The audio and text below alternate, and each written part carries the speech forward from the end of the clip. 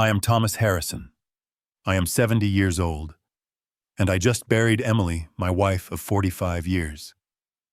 At the funeral, as I stood by her casket, her boss, a wealthy man named Griffin Thorne, pulled me aside. He didn't offer condolences. He whispered, "I found something in her desk.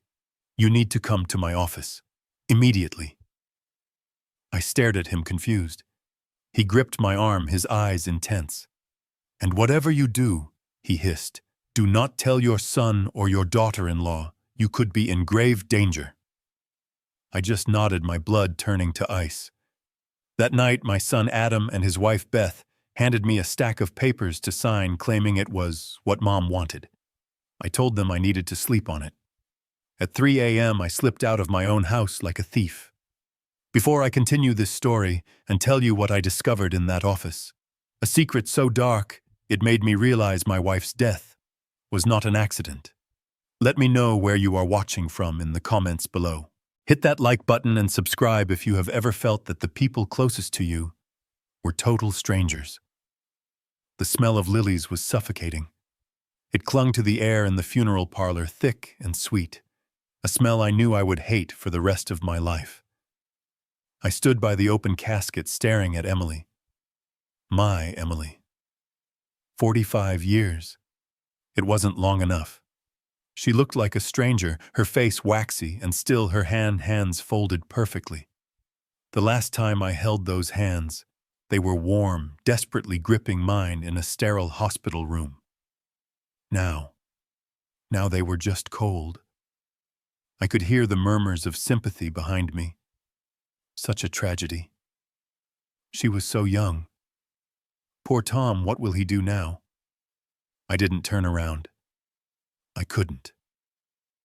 My focus was on my son Adam and his wife Beth. They were standing near the doorway greeting the mourners. At least that's what it looked like. But I've been a carpenter my whole life. I notice things.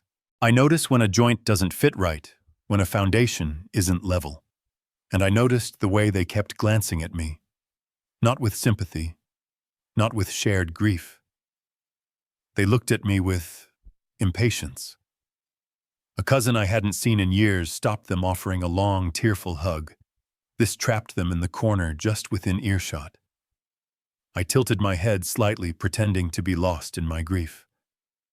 Beth's voice was a low hiss, sharp enough to cut through the muted organ music.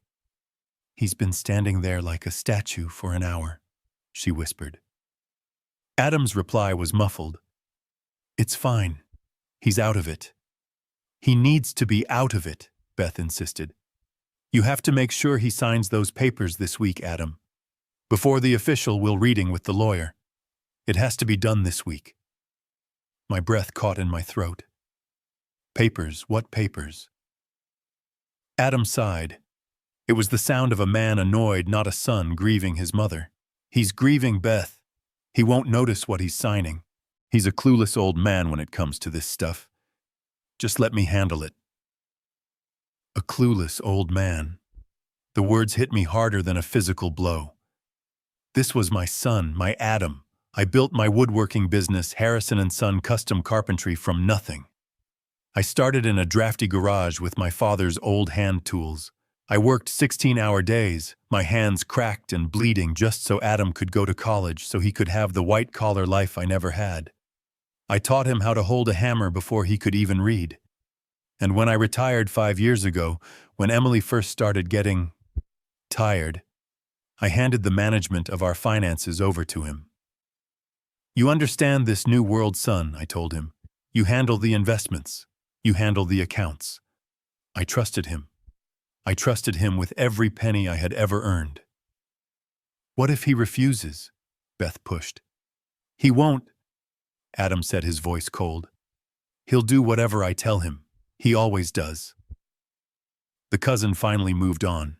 Adam and Beth composed their faces back into masks of sorrow and walked toward me. "Dad," Adam said, placing a hand on my shoulder. The touch felt wrong. It felt cold. "You should sit down. You look exhausted." I looked at my son. Really looked at him. His eyes weren't red from crying. They were clear, calculating. I looked at Beth, who was already staring at her phone, probably checking her email. "What papers?" I started to ask, my voice hoarse.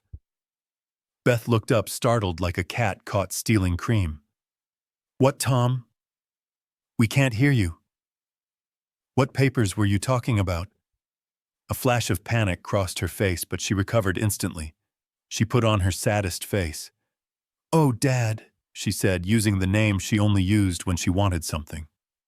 Just the funeral documents, the insurance, things Mom wanted us to handle so you wouldn't have to worry." It was a lie. It was a smooth, practiced lie.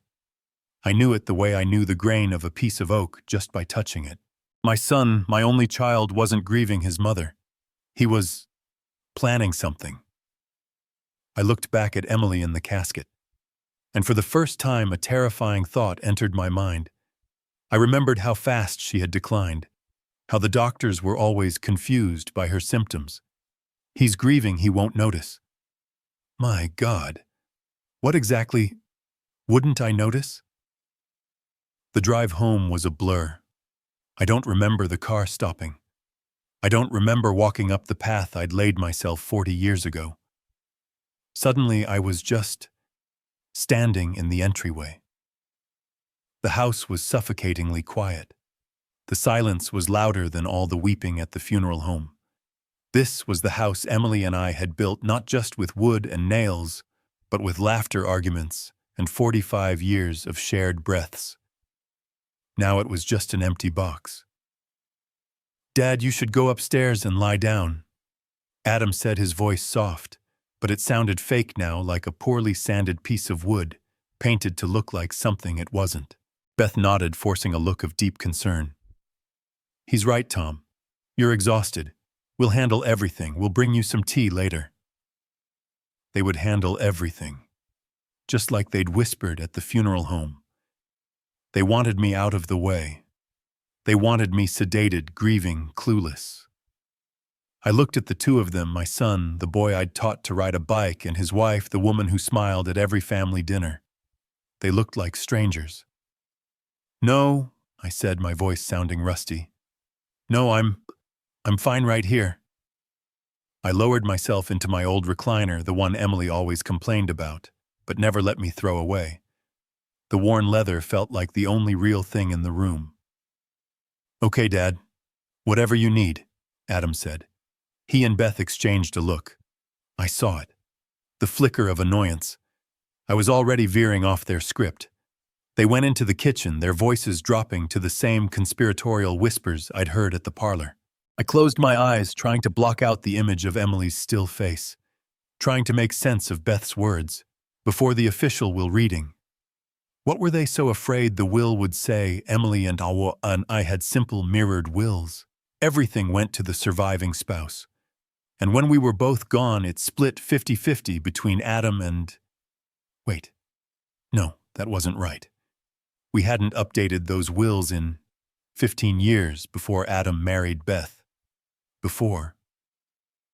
My thoughts were interrupted by the buzzing of my phone on the side table. I fumbled for it. An unknown number. I almost ignored it. It was probably another neighbor bringing over a casserole or another relative calling with deepest sympathies. But something, a gut feeling, made me answer. "Tom Harrison," I mumbled. There was a pause, a sound of an office in the background, keyboards clicking, phones ringing softly, not a quiet home. "Mr. Harrison, this is Griffin Thorne." The name took me a second. Griffin Thorne, Emily's boss. She had been the chief accountant at his massive import-export firm for 20 years. A powerful man, a man Emily respected but also feared. No, not feared. She was always careful when talking about him. "Mr. Thorne," I said, sitting up straighter, "thank you for the beautiful flowers." "Yes, of course," he said, but his voice was rushed. He wasn't calling to offer condolences. "Mr. Harrison, I am deeply sorry for your loss. Truly. Emily she was the backbone of my company." "She loved her work," I said simply. "I know," which is why I am calling." He hesitated. "Listen, I know this is the worst possible time. I wouldn't be calling if it wasn't critical. I found something." I gripped the phone tighter. The whispers from the kitchen stopped. "Found something? What do you mean, to?" "Something in her private office safe. Something she left for me. I think it was meant for you." My mind flashed back to the funeral. He won't notice what he's signing. "Mr. Harrison, I need you to come to my office, right now." "Right now?" I looked at the clock. It was 4 in the afternoon. The last of the mourners had just left. "Mr. Thorne, I just buried my wife. I need to be with my family." His voice dropped, becoming intense, urgent, and terrifyingly clear. "Mr. Harrison, do not tell your son or your daughter-in-law about this call." My blood ran cold. "What? Why?" "I don't have time to explain over the phone. Just listen to me, Tom." Emily was worried. She told me things. The thing I found in her safe, it confirms it. He took a sharp breath. "Get out of that house, go somewhere public, and come to my office. But do not tell them where you are going. Do you understand me?" He wasn't asking. He was commanding. I don't, Tom," he said, cutting me off. "The things I found, they concern Adam. They concern his finances. And they concern Emily's health." He paused, letting the words hang in the air like poison. "You need to listen to me very carefully. Based on what I am looking at right now, you could be in grave danger." The phone clicked dead, but the word danger echoed in the suffocating silence of the living room. Grave danger. What in God's name was he talking about, Emily? And I lived a quiet life. I was a carpenter. She was an accountant. We didn't have danger. We had garden club meetings and Sunday dinners. I looked down at my own hands, calloused and stained from decades of work. They were trembling. Before I could even process the warning, I heard footsteps on the stairs. Adam and Beth. Their whispering had stopped. They walked into the living room together, standing shoulder to shoulder. It felt practiced, like a performance. Beth was holding a thick blue legal folder. "Dad," Beth said, her voice dripping with a sweetness so fake it made my teeth ache. "We know this is it's the worst time. But we found some papers Mom had prepared."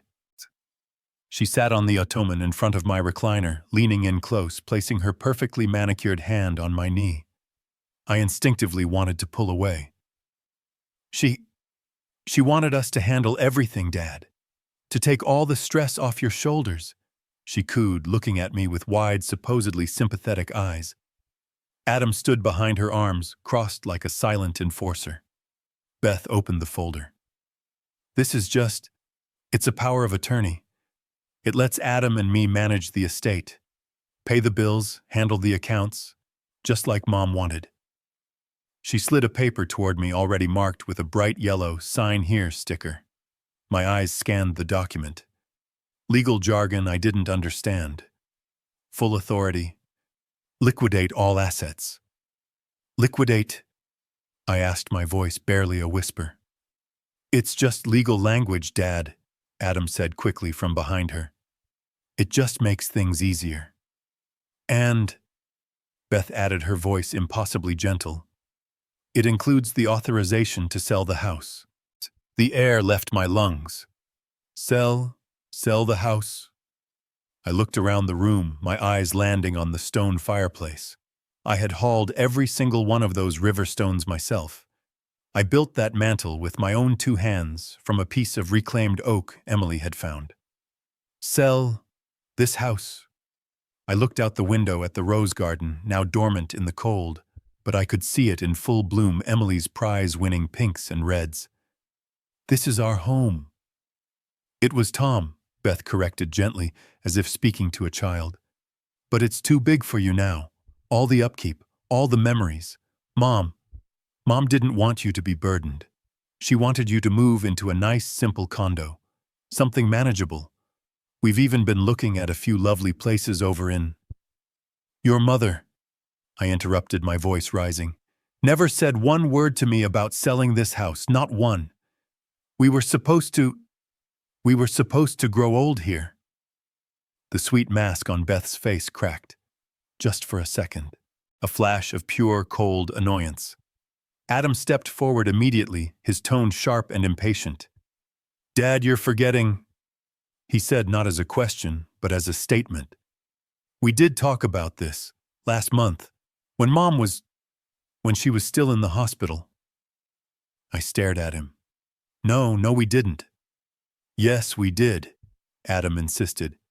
He sighed, a performance of long-suffering patience. Look, Dad, you were under an incredible amount of stress. You were exhausted. Mom's illness. It made you tired. You're forgetting things. He was gaslighting me. He was standing in my living room on the day I buried his mother, telling me my mind was broken. You agreed it was the best thing. Adam continued, pressing his advantage. You said you couldn't handle the upkeep alone. Mom was there. She heard you. Mom was there. How convenient. The only other witness was gone. I looked at the signature line. I looked at their expectant faces. Was it possible, had I forgotten? The last few months had been a blur of hospital visits, sleepless nights, and a fog of grief. I felt a wave of dizziness. I don't remember, I stammered. Exactly, Beth said, her voice soft again. That's why we're here to help, Dad. Just sign it. We'll take care of everything. It's what Emily wanted. Grave danger. Griffin Thorne's words smashed through my confusion. Do not tell them. I looked at the pen in Beth's hand. I looked at the folder, and I knew with chilling certainty that I was not signing a thing. I stared at the "Sign Here" sticker. It was bright yellow, an offensively cheerful color in the gray fog of my grief. No, I said. The word hung in the air, small but heavy. Beth's painted smile froze. What do you mean, no? I mean no, I repeated, pushing the folder back across the coffee table. I don't remember this. I don't remember agreeing to sell my home. Adam's crossed arms tightened. Dad, I just told you. You were exhausted. You weren't thinking clearly. I am 70 years old, Adam. I am not senile. My voice was firmer now, finding an anchor in the ice-cold fear that was starting to form in my stomach. I may be tired. I am definitely grieving. But I would remember agreeing to sell the house I built for your mother. The mask didn't just crack. It shattered. Beth's face moments ago, a picture of tender sympathy, hardened into something ugly and cold. Dad, don't make this difficult, she snapped. Her voice lost its sugary coating and was now sharp like broken glass. This is what Emily wanted, she told us. She never told me, I shot back. In 45 years, your mother and I didn't keep secrets about things like this. Ever. Well, maybe she didn't want to upset you. Beth stood up, her hands clenching into fists at her sides. Maybe she knew you'd be stubborn. She wanted you taken care of. Taken care of or taken advantage of. The words were out before I could stop them. Adam's face turned a dull, angry red. What is that supposed to mean? We're trying to help you. We're trying to follow Mom's wishes and you're being paranoid. Paranoid. The exact words someone would use if they were trying to gaslight me. And anger. This wasn't the gentle persuasion of loving children dealing with a grieving father. This was the raw frustration of salespeople whose easy deal just fell through. This was the anger of thieves who had just been caught. Griffin Thorne's voice screamed in my head. Grave danger. Do not tell them. They were standing over me, a united front of impatience and barely concealed rage. And their reaction, Their sudden fury confirmed Thorne's warning more than any phone call ever could. I had to get out. I had to get to that office. But I couldn't fight my way out. I was a 70-year-old man, and they were two healthy 40-somethings blocking the door. I had to use the only tool I had left, the clueless old man they thought I was. I let my shoulders slump. I rubbed my temples, putting on a show of confusion and sorrow. I'm sorry, I stammered, letting my voice shake. I'm so sorry. I don't know why I said that. You're right. I'm not myself. I watched them. Beth's expression softened instantly, but it wasn't sympathy. It was the look of someone regaining control. She nudged Adam. It's okay, Dad. Adam said, his voice still tight. We get it. It's been a hard day. It's just so much so fast, I whispered, looking down at my hands. Selling the house. My mind flashed back suddenly to 6 months ago. Emily. It wasn't just tired. I remembered it clearly now. I'd come in from the workshop and she was sitting at the kitchen table, her hands shaking so badly she couldn't hold her coffee cup. It's this damned arthritis, she'd said, trying to laugh it off. But her eyes were terrified. Then came the hair loss. She'd stand in the bathroom brushing her hair, and it would come out in clumps.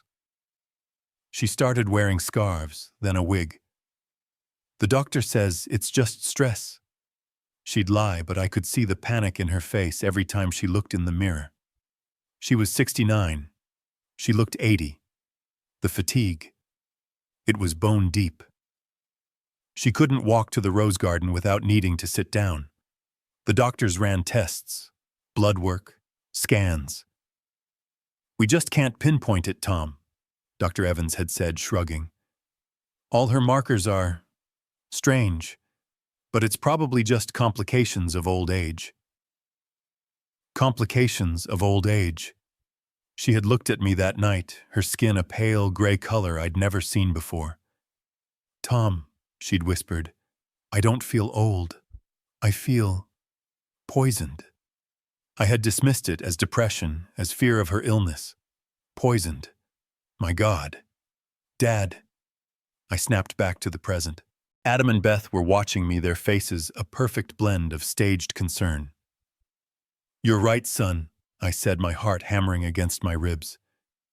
You're right. It's what she wanted. I reached for the folder but didn't pick it up. Just let me sleep on it. One night, like you said. I'll sign it in the morning. I promise. I just need one last night in her house. They looked at each other, a silent negotiation. Beth gave a tiny, almost imperceptible nod. Of course, Dad, Adam said, managing a smile.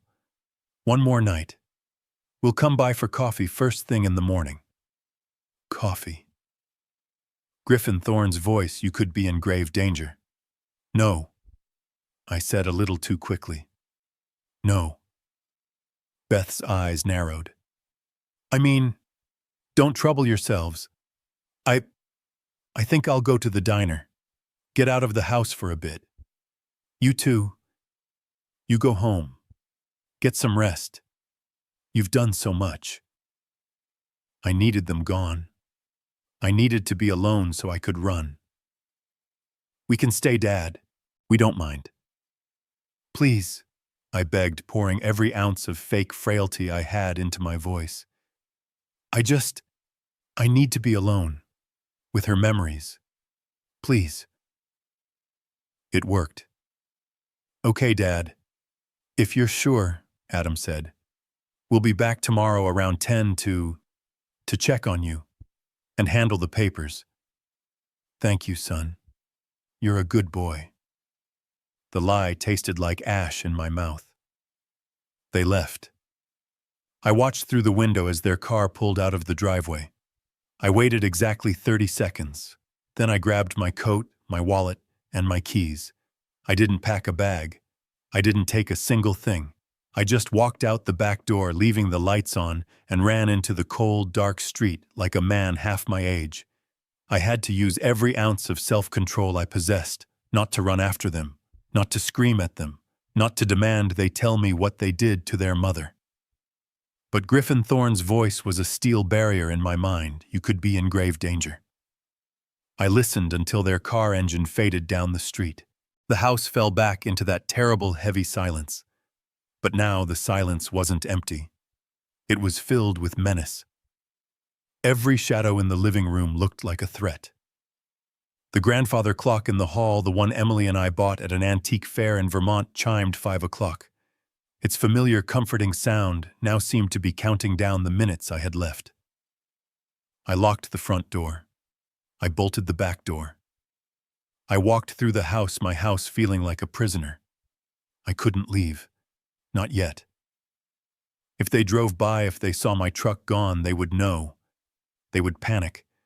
Their plan, whatever it was, would change. And Thorne's warning implied that if they thought I knew, they wouldn't wait. The slow, poisonous coffee would be replaced by something much faster. I had to play the part of the grieving, clueless old man. I went into the kitchen. The blue folder was still on the table, a venomous snake waiting for me.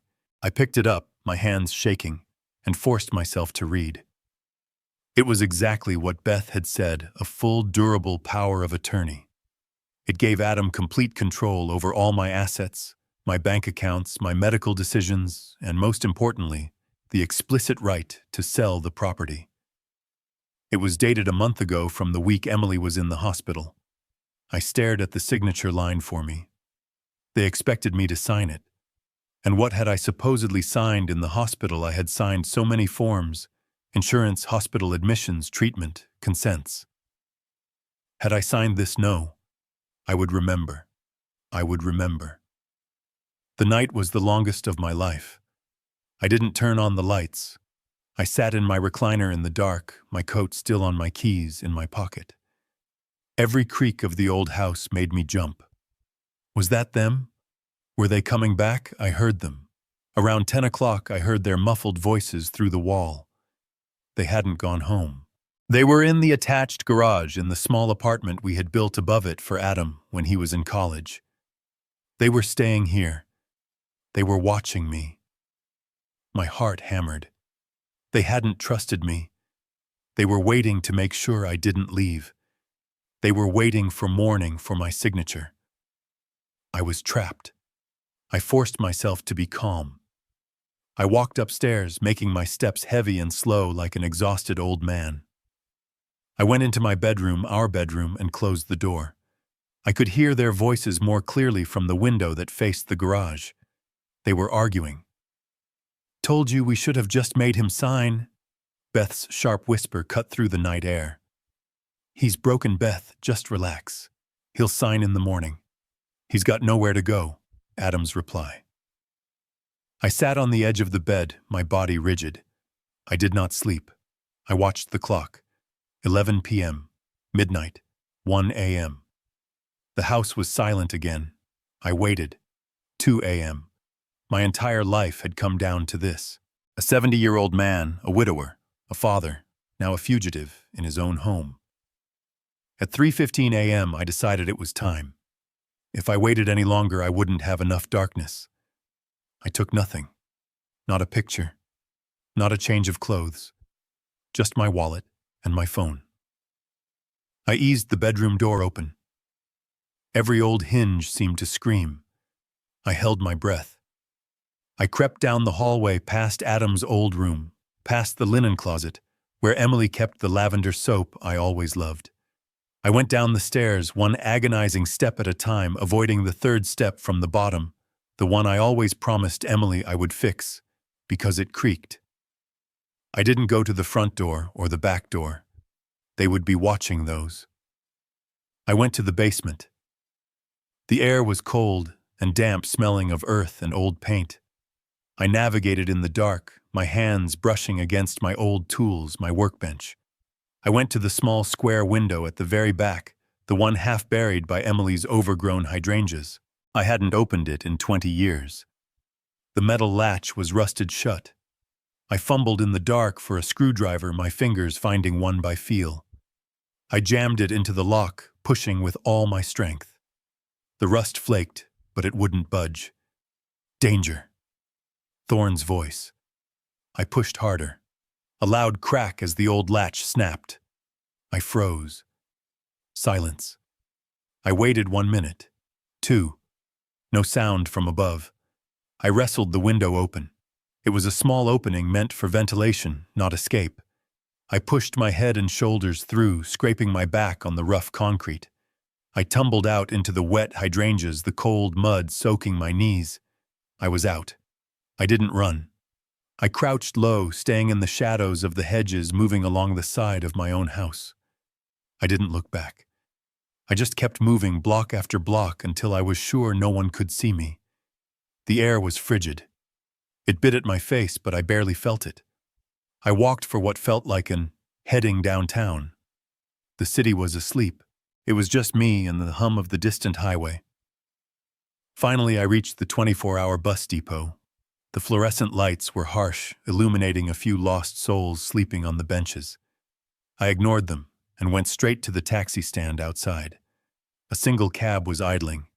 I got in, my voice trembling. "The Thorne Building, downtown." The driver looked at me in the rearview mirror, an old man out of breath, his coat stained with mud. He just nodded and hit the meter.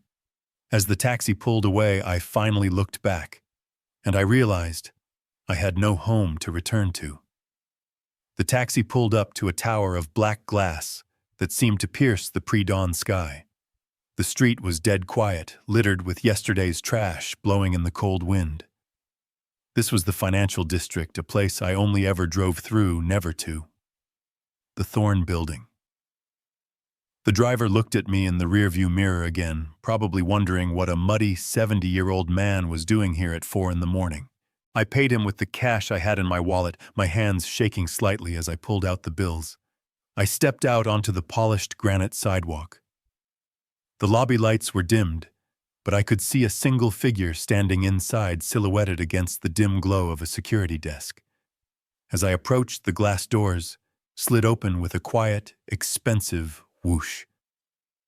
Griffin Thorne stepped forward. He was exactly as Emily had described him, impeccably dressed. Even at this ungodly hour, he wore a tailored dark suit, a crisp white shirt, and no tie. He was about 60, with sharp gray hair and eyes that seemed to miss nothing. He looked at my muddy coat and damp trousers, but his expression didn't change. "Thank you for coming, Tom," he said, his voice low and serious. He didn't offer to shake my hand. He just motioned toward the elevators. "You were right to be careful. Let's go up. We don't have much time." I just nodded, following him like a lost dog. The lobby was vast and silent, all marble and dark wood. It felt more like a cathedral than an office. A single security guard nodded at Thorne as we passed. "Mr. Thorne? Early start." "Morning, Frank. Mr. Harrison is with me," Thorne said.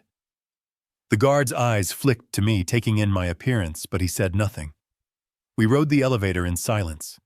It was lined in polished brass and moved so smoothly I barely felt it. The only sound was the soft ding as we passed each floor.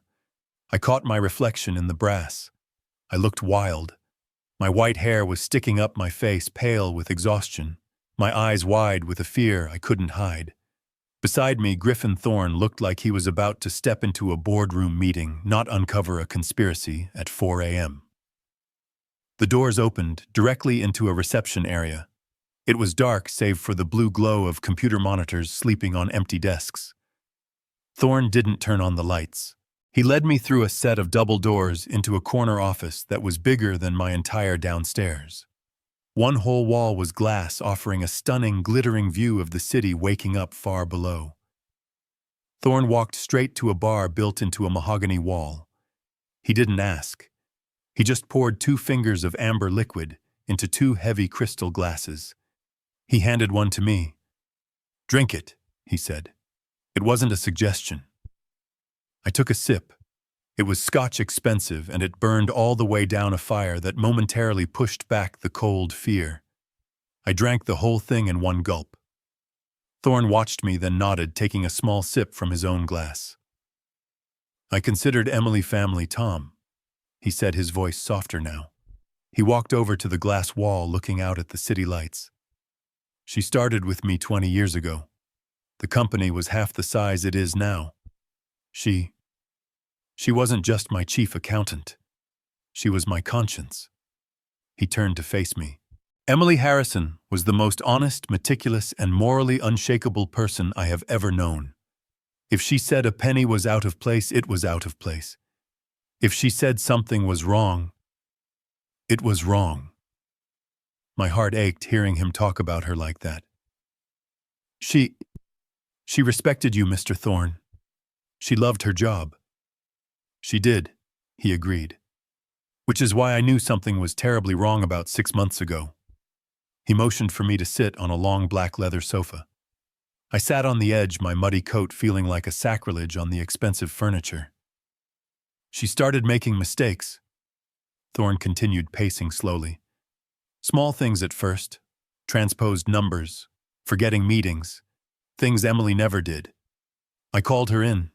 I asked if she was all right. She looked terrified, Tom. Just like you look right now. He paused, collecting his thoughts. She told me she was just tired. That she was getting old. I told her to take a vacation. She refused. She said she couldn't leave. She said she had to keep watching. Watching what? I whispered. She wouldn't say. Not then. Thorne finished his drink and set the glass down with a decisive click. She just got worse. The fatigue, the shaking hands. You saw it. I nodded, the image of Emily struggling to hold her coffee cup flashing in my mind. I thought she was ill, Thorne said. I thought maybe early onset Alzheimer's. I was preparing to offer her a full retirement package. But then, 3 months ago, she came in here right where you're sitting, and she was crying. He looked at me, his eyes hard. She told me she wasn't sick. She said, Griffin, I think my son is stealing from me. And I think he's trying to kill me. The words hit me. Even though I had fled my own home, even though Thorne had warned me, hearing him say it, hearing that Emily knew, it was like a physical blow. But that's not why I called you, Thorne said, his voice dropping again. That's not what I found. Then, what? After the funeral announcement, I sealed her office as is company policy. This morning I went in to start organizing her files for her replacement. I opened her personal safe, the one only she and I had the combination to. He walked to his desk. He picked up a simple sealed manila envelope. She left this inside, with a note attached. The note just said, if I die, give this to Tom, and don't let Adam see it. He held the envelope out to me. My name, Tom, was written on the front in Emily's familiar, elegant handwriting. I don't know what's in it, Tom, Thorne said. But I have a terrible feeling, and I have someone else you need to meet. He's been looking into this for me. He's waiting in the conference room. I stared at the manila envelope in Griffin Thorne's hand. My name, Tom. Written in Emily's familiar, elegant script. It looked shaky, but it was hers. And the note attached, don't let Adam see it. What secret had she been keeping? What was so terrible that she couldn't tell me her husband of 45 years, but would entrust to her boss, a man she respected, but always kept at a professional distance? Before I could reach for the envelope, Thorne placed it back on his desk, just out of my reach. Not just yet, Tom. That's for you and you alone. But first, there's someone else you need to meet. He's been waiting for us. He led me out of his cavernous office back into the dark, silent reception area. The glowing blue screens of the empty workstations felt like the eyes of ghosts. He walked to a set of frosted glass doors at the far end of the room. A conference room. He pushed the door open, the hydraulic hinge sighing softly. When I got there and saw who was standing at the door, I froze.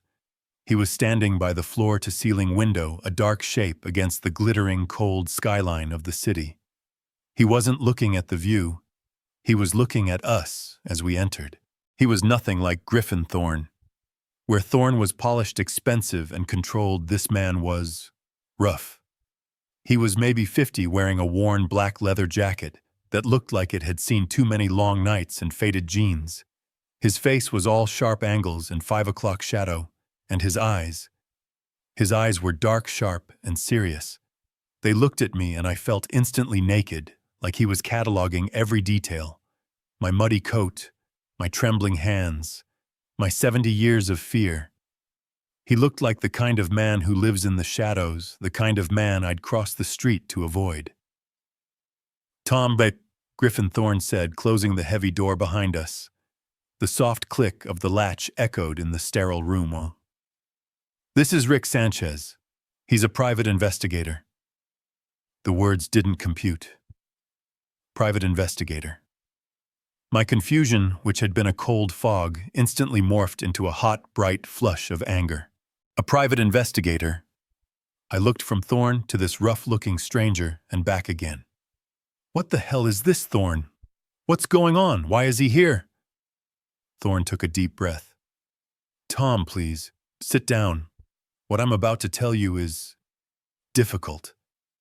"I'm already standing," I said, my voice hard. The scotch in my stomach felt like acid. "I just fled my own home. My son and daughter-in-law are there, and now you're showing me a private detective at 4 a.m. You tell me what's going on, right now." Thorne, a man who commanded boardrooms, actually looked uncomfortable. He ran a hand over his perfect gray hair. "Tom, I hired Rick 2 months ago. For what? Corporate security to sweep for bugs." "No," Thorne said, his voice flat. "I hired him to investigate Emily." It was a physical blow. The air rushed out of my lungs. "You... what?" All the grief, the fear, the exhaustion of the last 24 hours finally found an outlet. It exploded into pure white-hot rage. "You dared!" I took a step toward Thorne, my fists clenching at my sides. "You dared to spy on my wife, my sick wife, while she was dying. What kind of monster are you? She gave you 20 years. She was the most loyal person." "Tom, you don't understand." Thorne started holding up his hands, a placating gesture. "No, you don't understand." I was shouting now, my voice cracking. "You think you own everyone. You think because she worked for you, you had the right to put a tail on her, to dig into her private life, get him out of here. Whatever sick secret you think you found, I don't want to hear it. You have no idea what she went through." The investigator, Sanchez, hadn't moved an inch. He just watched me, his expression completely unreadable. Now finally he spoke. His voice was gravelly low, and it cut through my anger like a serrated knife.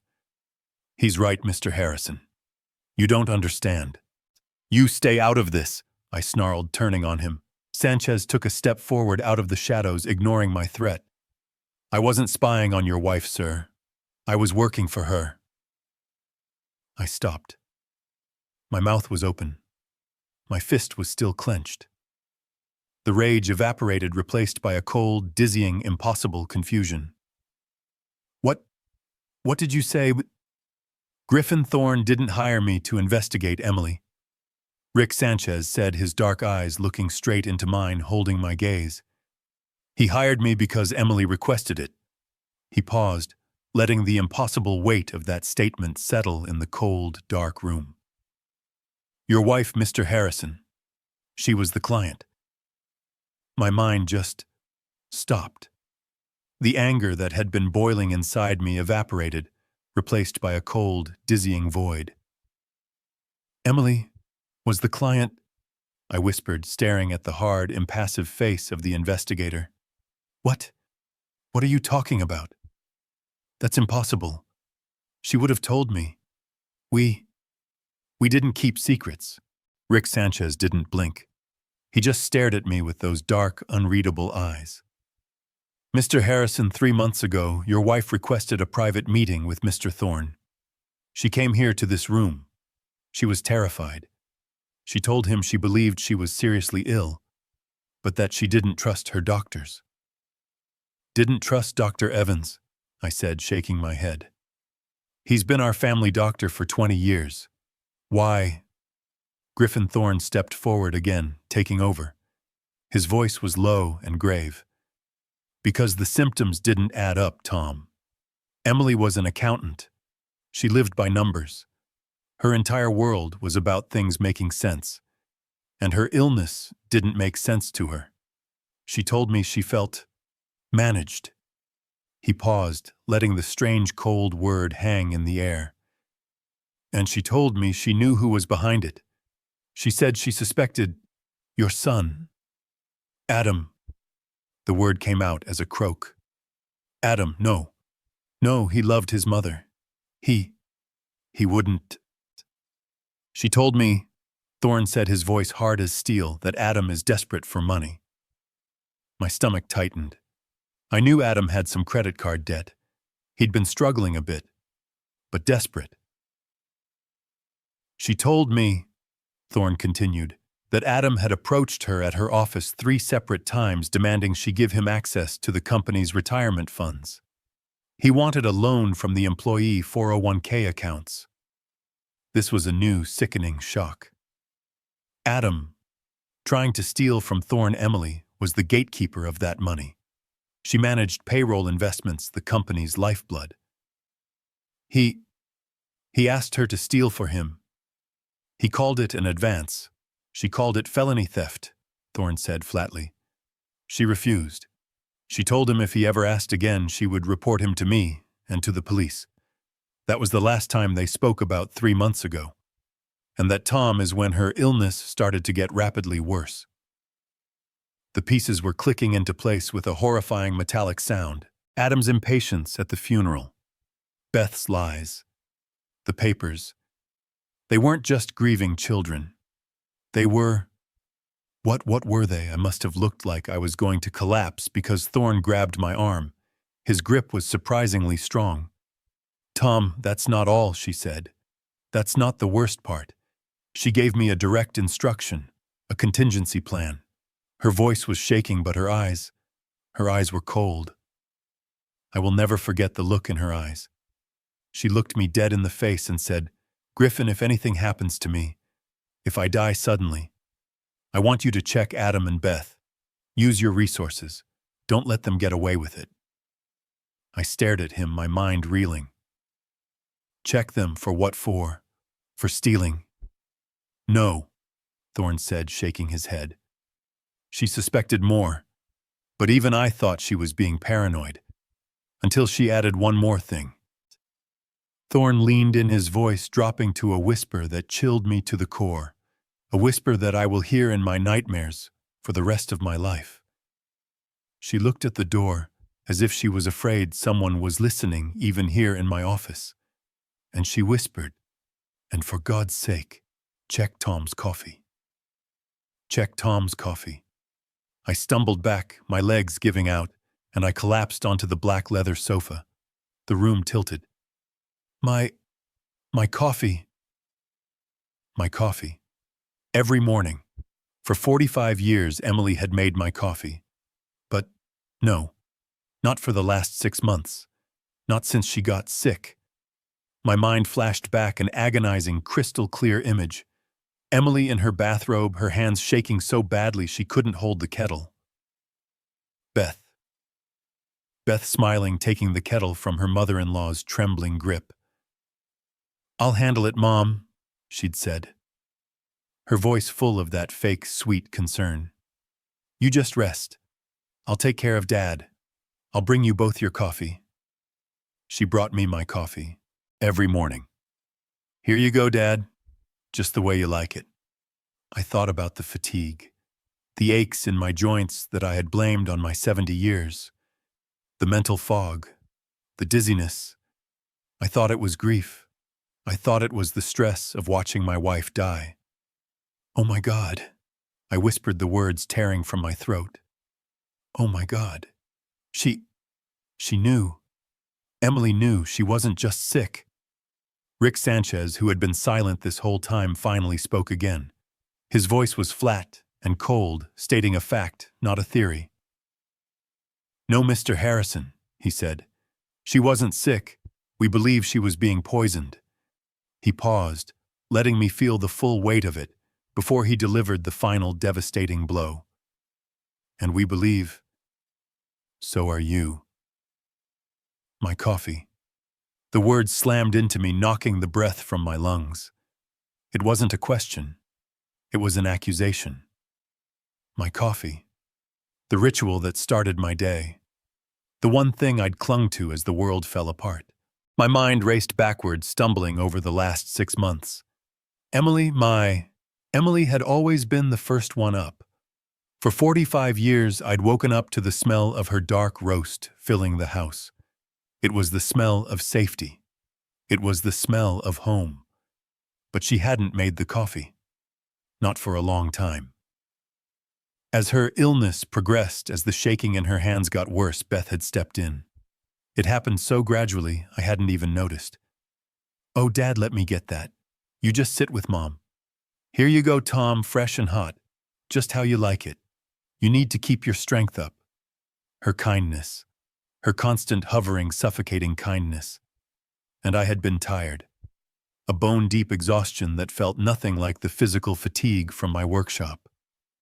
My joints ached, a deep throb in my knees and elbows that I'd blamed on the damp winter air. I'd blamed it on 70 years of hard work. And the brain fog. That was the worst part. There were days I'd walk into my own workshop and just stand there forgetting what tool I needed. I'd blamed it on grief. I'd blamed it on the stress of watching my wife fade away. I looked at Griffin Thorne, my heart hammering against my ribs, a new horrifying timeline clicking into place. My wife's old age at 69, my grief-stricken fatigue. It wasn't age, it wasn't grief, it was the coffee. They were poisoning me, I whispered. The words tasted like acid. I was staring at my own hands, half expecting to see them shaking, just as Emily's had.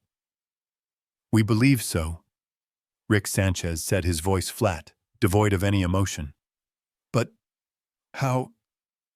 My mind couldn't grasp it. How do you know? How could Emily? She was smarter than they were, Sanchez cut in. She knew they were lying, and she authorized us to get the proof. She set this entire investigation in motion herself before she died. Thorne nodded, his face a mask of grim respect. She protected you, Tom. Even while she was dying, she was protecting you. She knew you wouldn't believe her without proof. She knew you'd trust Adam. So she gathered evidence. Sanchez leaned forward, his dark eyes locking onto mine. He wasn't the kind of man who softened a blow.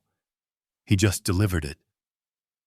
3 months ago, after that meeting where she warned Mr. Thorne about Adam, she went back to her doctor. She told him she was worried about her memory and her exposure to household chemicals. That's the term she used. She insisted on a full toxicology screening. She told Dr. Evans it was just for her own peace of mind. But, Sanchez continued, she had already contacted Mr. Thorne. He gave her my number. She called me from the hospital parking lot. She told me she was faking a routine checkup, but that the blood they were drawing was real, and she needed me to intercept the results. Intercept? I was lost. She was terrified Adam or Beth would find out.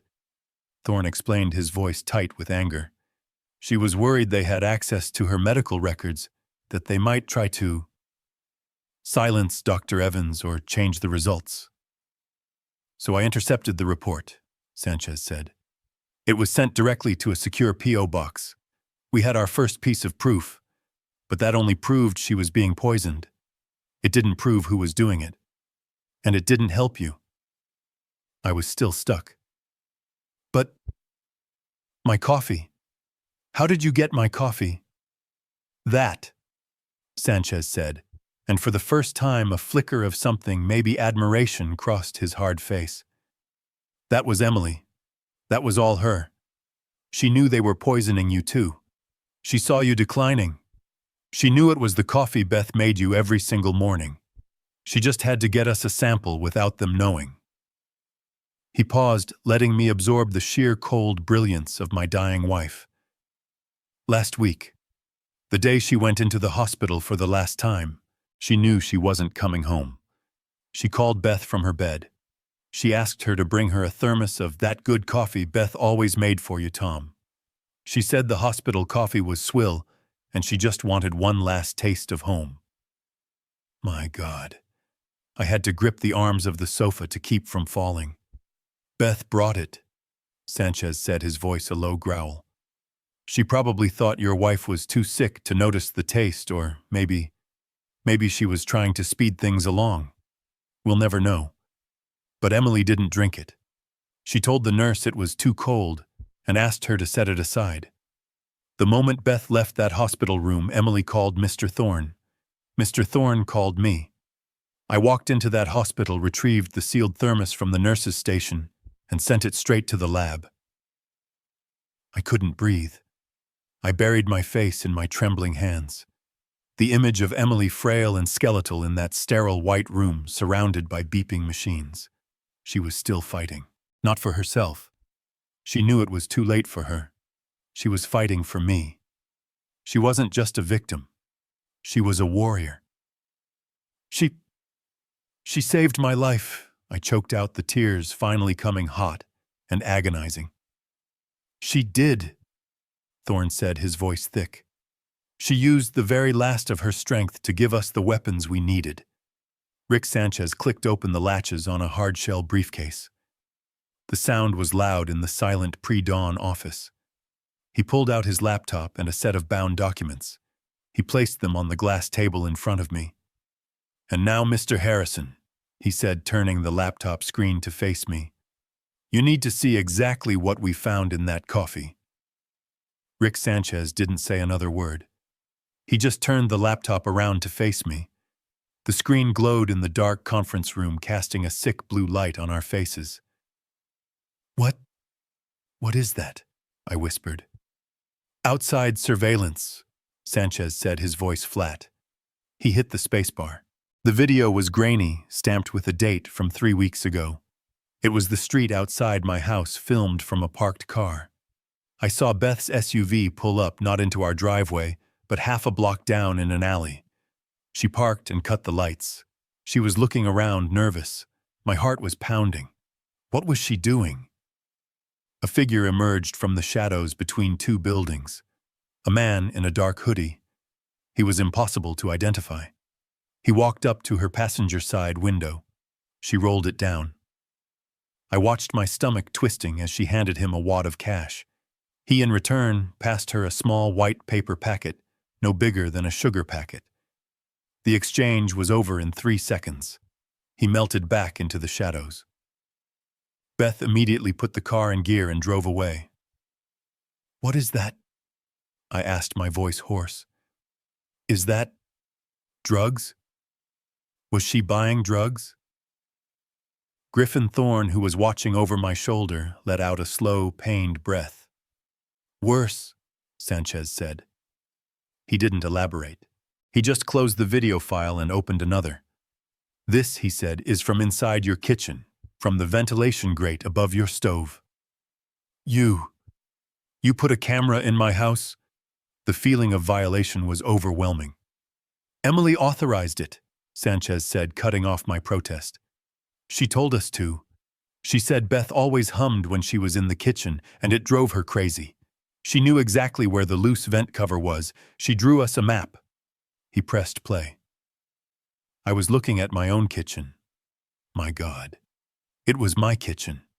The familiar blue and white tiles Emily had picked out. The copper kettle on the stove. But the angle was high, looking down like the eye of God. The timestamp was from a week ago, 7:03 a.m. I remember that morning. Emily was in the hospital for tests. I was alone, and Beth had stayed the night to keep me company. I watched the screen as Beth walked into the frame. She was wearing her pink silk bathrobe, the one Adam had bought her for Christmas. Her hair was messy from sleep. She looked normal. She looked like my daughter-in-law. She started the coffee-making ritual. She got out the bag of dark roast, my favorite. She took down my favorite mug, the heavy ceramic one I'd made myself in a pottery class decades ago. Then she stopped. She didn't just look over her shoulder. She turned her whole body, listening. She stared down the dark hallway toward my bedroom for a long, agonizing 10 seconds. She was making sure I was still asleep. Then, convinced she was alone, she moved quickly. She didn't go to the spice rack. She reached deep into the pocket of her bathrobe. She pulled out a small dark glass bottle. A vial. Not a vitamin bottle. It was small with a black cap. My breath hitched. She unscrewed it. She looked around one more time, her eyes darting left and right, a picture of pure, calculating guilt. Then she held the vial over the water reservoir of the coffee machine. She tapped the bottom. A tiny puff of fine white powder fell into the water. 1. She tapped it again. 2. A third time. 3. She screwed the cap back on, slipped the vial back into her pocket, and then, without missing a beat, she scooped the coffee grounds into the filter and pressed the brew button. I watched, paralyzed, as the machine gurgled to life, mixing the poison into the coffee I was about to drink. A sound, a low guttural moan, ripped itself from my chest. I doubled over, my stomach heaving. The scotch and the bile rose in my throat, and I dry-heaved, the taste of ash and betrayal filling my mouth. I remembered that morning. I remembered her bringing me that cup. She'd brought it to me in the living room, smiling, that sweet, concerned smile. "Drink up, Dad," she'd said.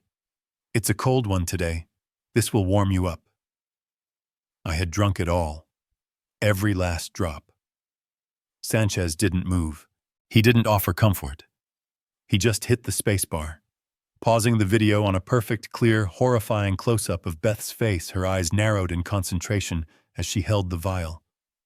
"That Mr. Harrison," he said, his voice like granite, "was your coffee, brewed for you special." I stared at the frozen image on the screen, my own kitchen, my own daughter-in-law, her face a mask of cold concentration.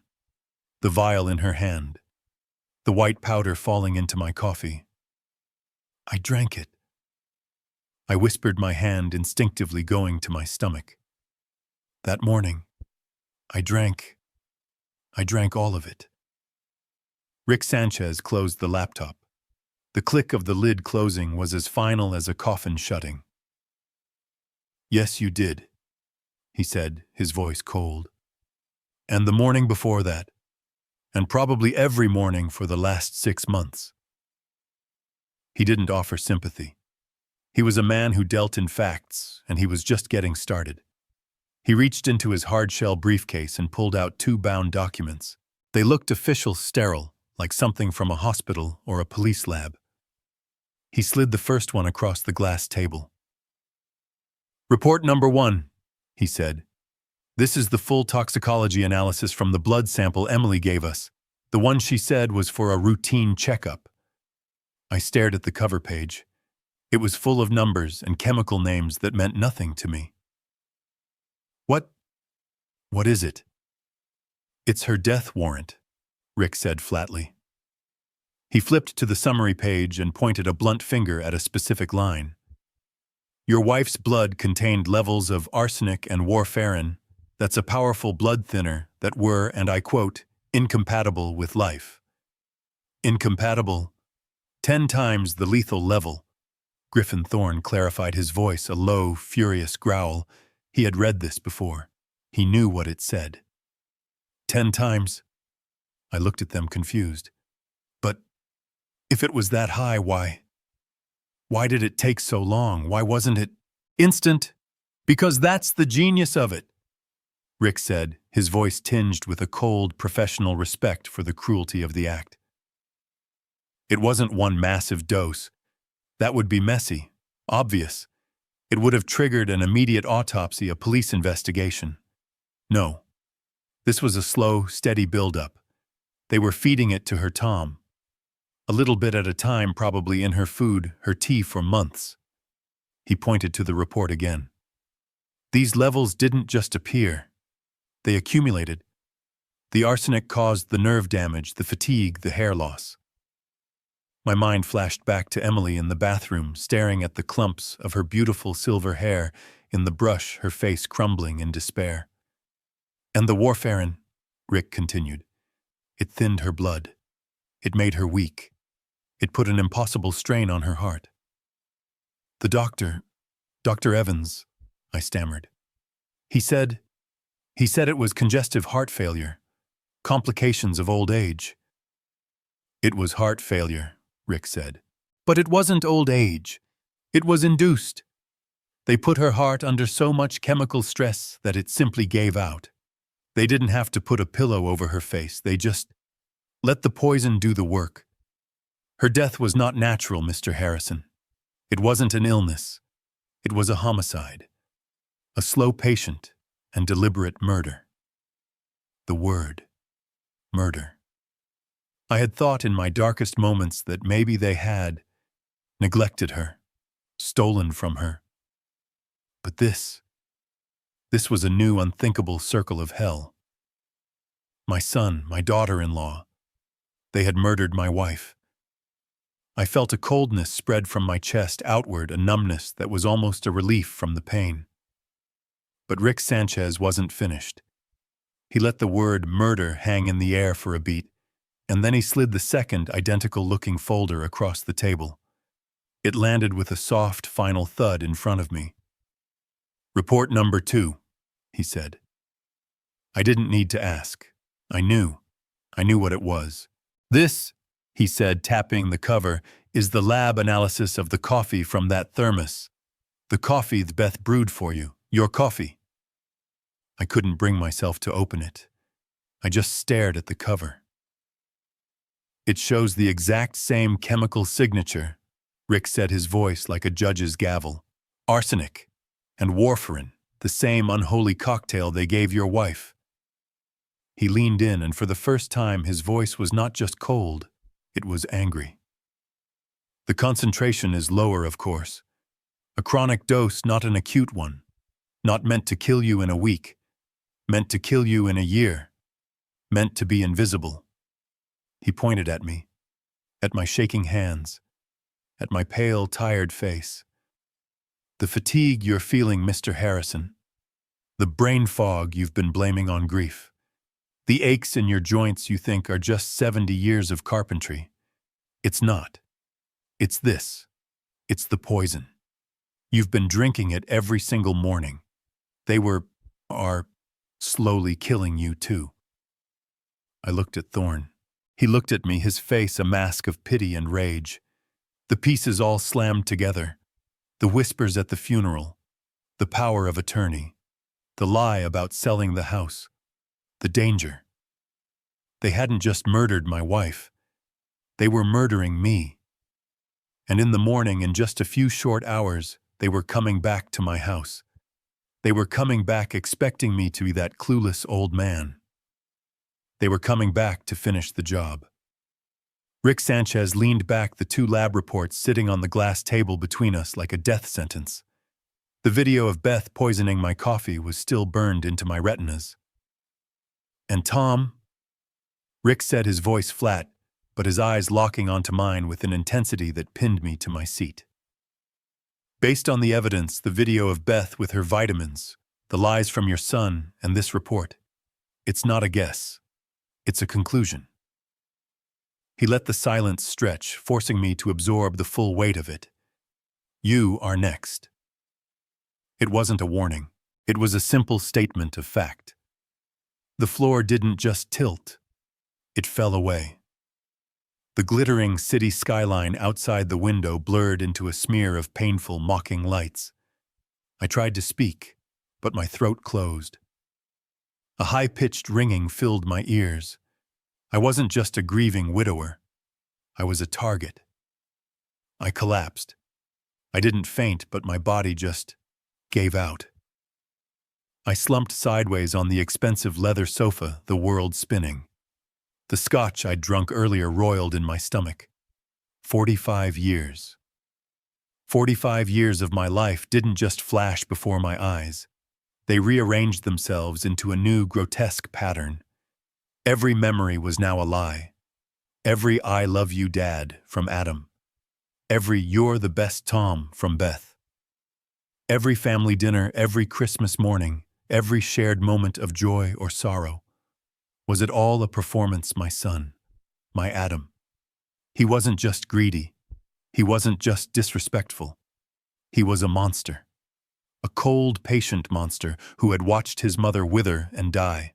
A monster who had smiled at me, called me Dad, and handed me a cup of poison every single morning, watching me grow weaker, foggier, older.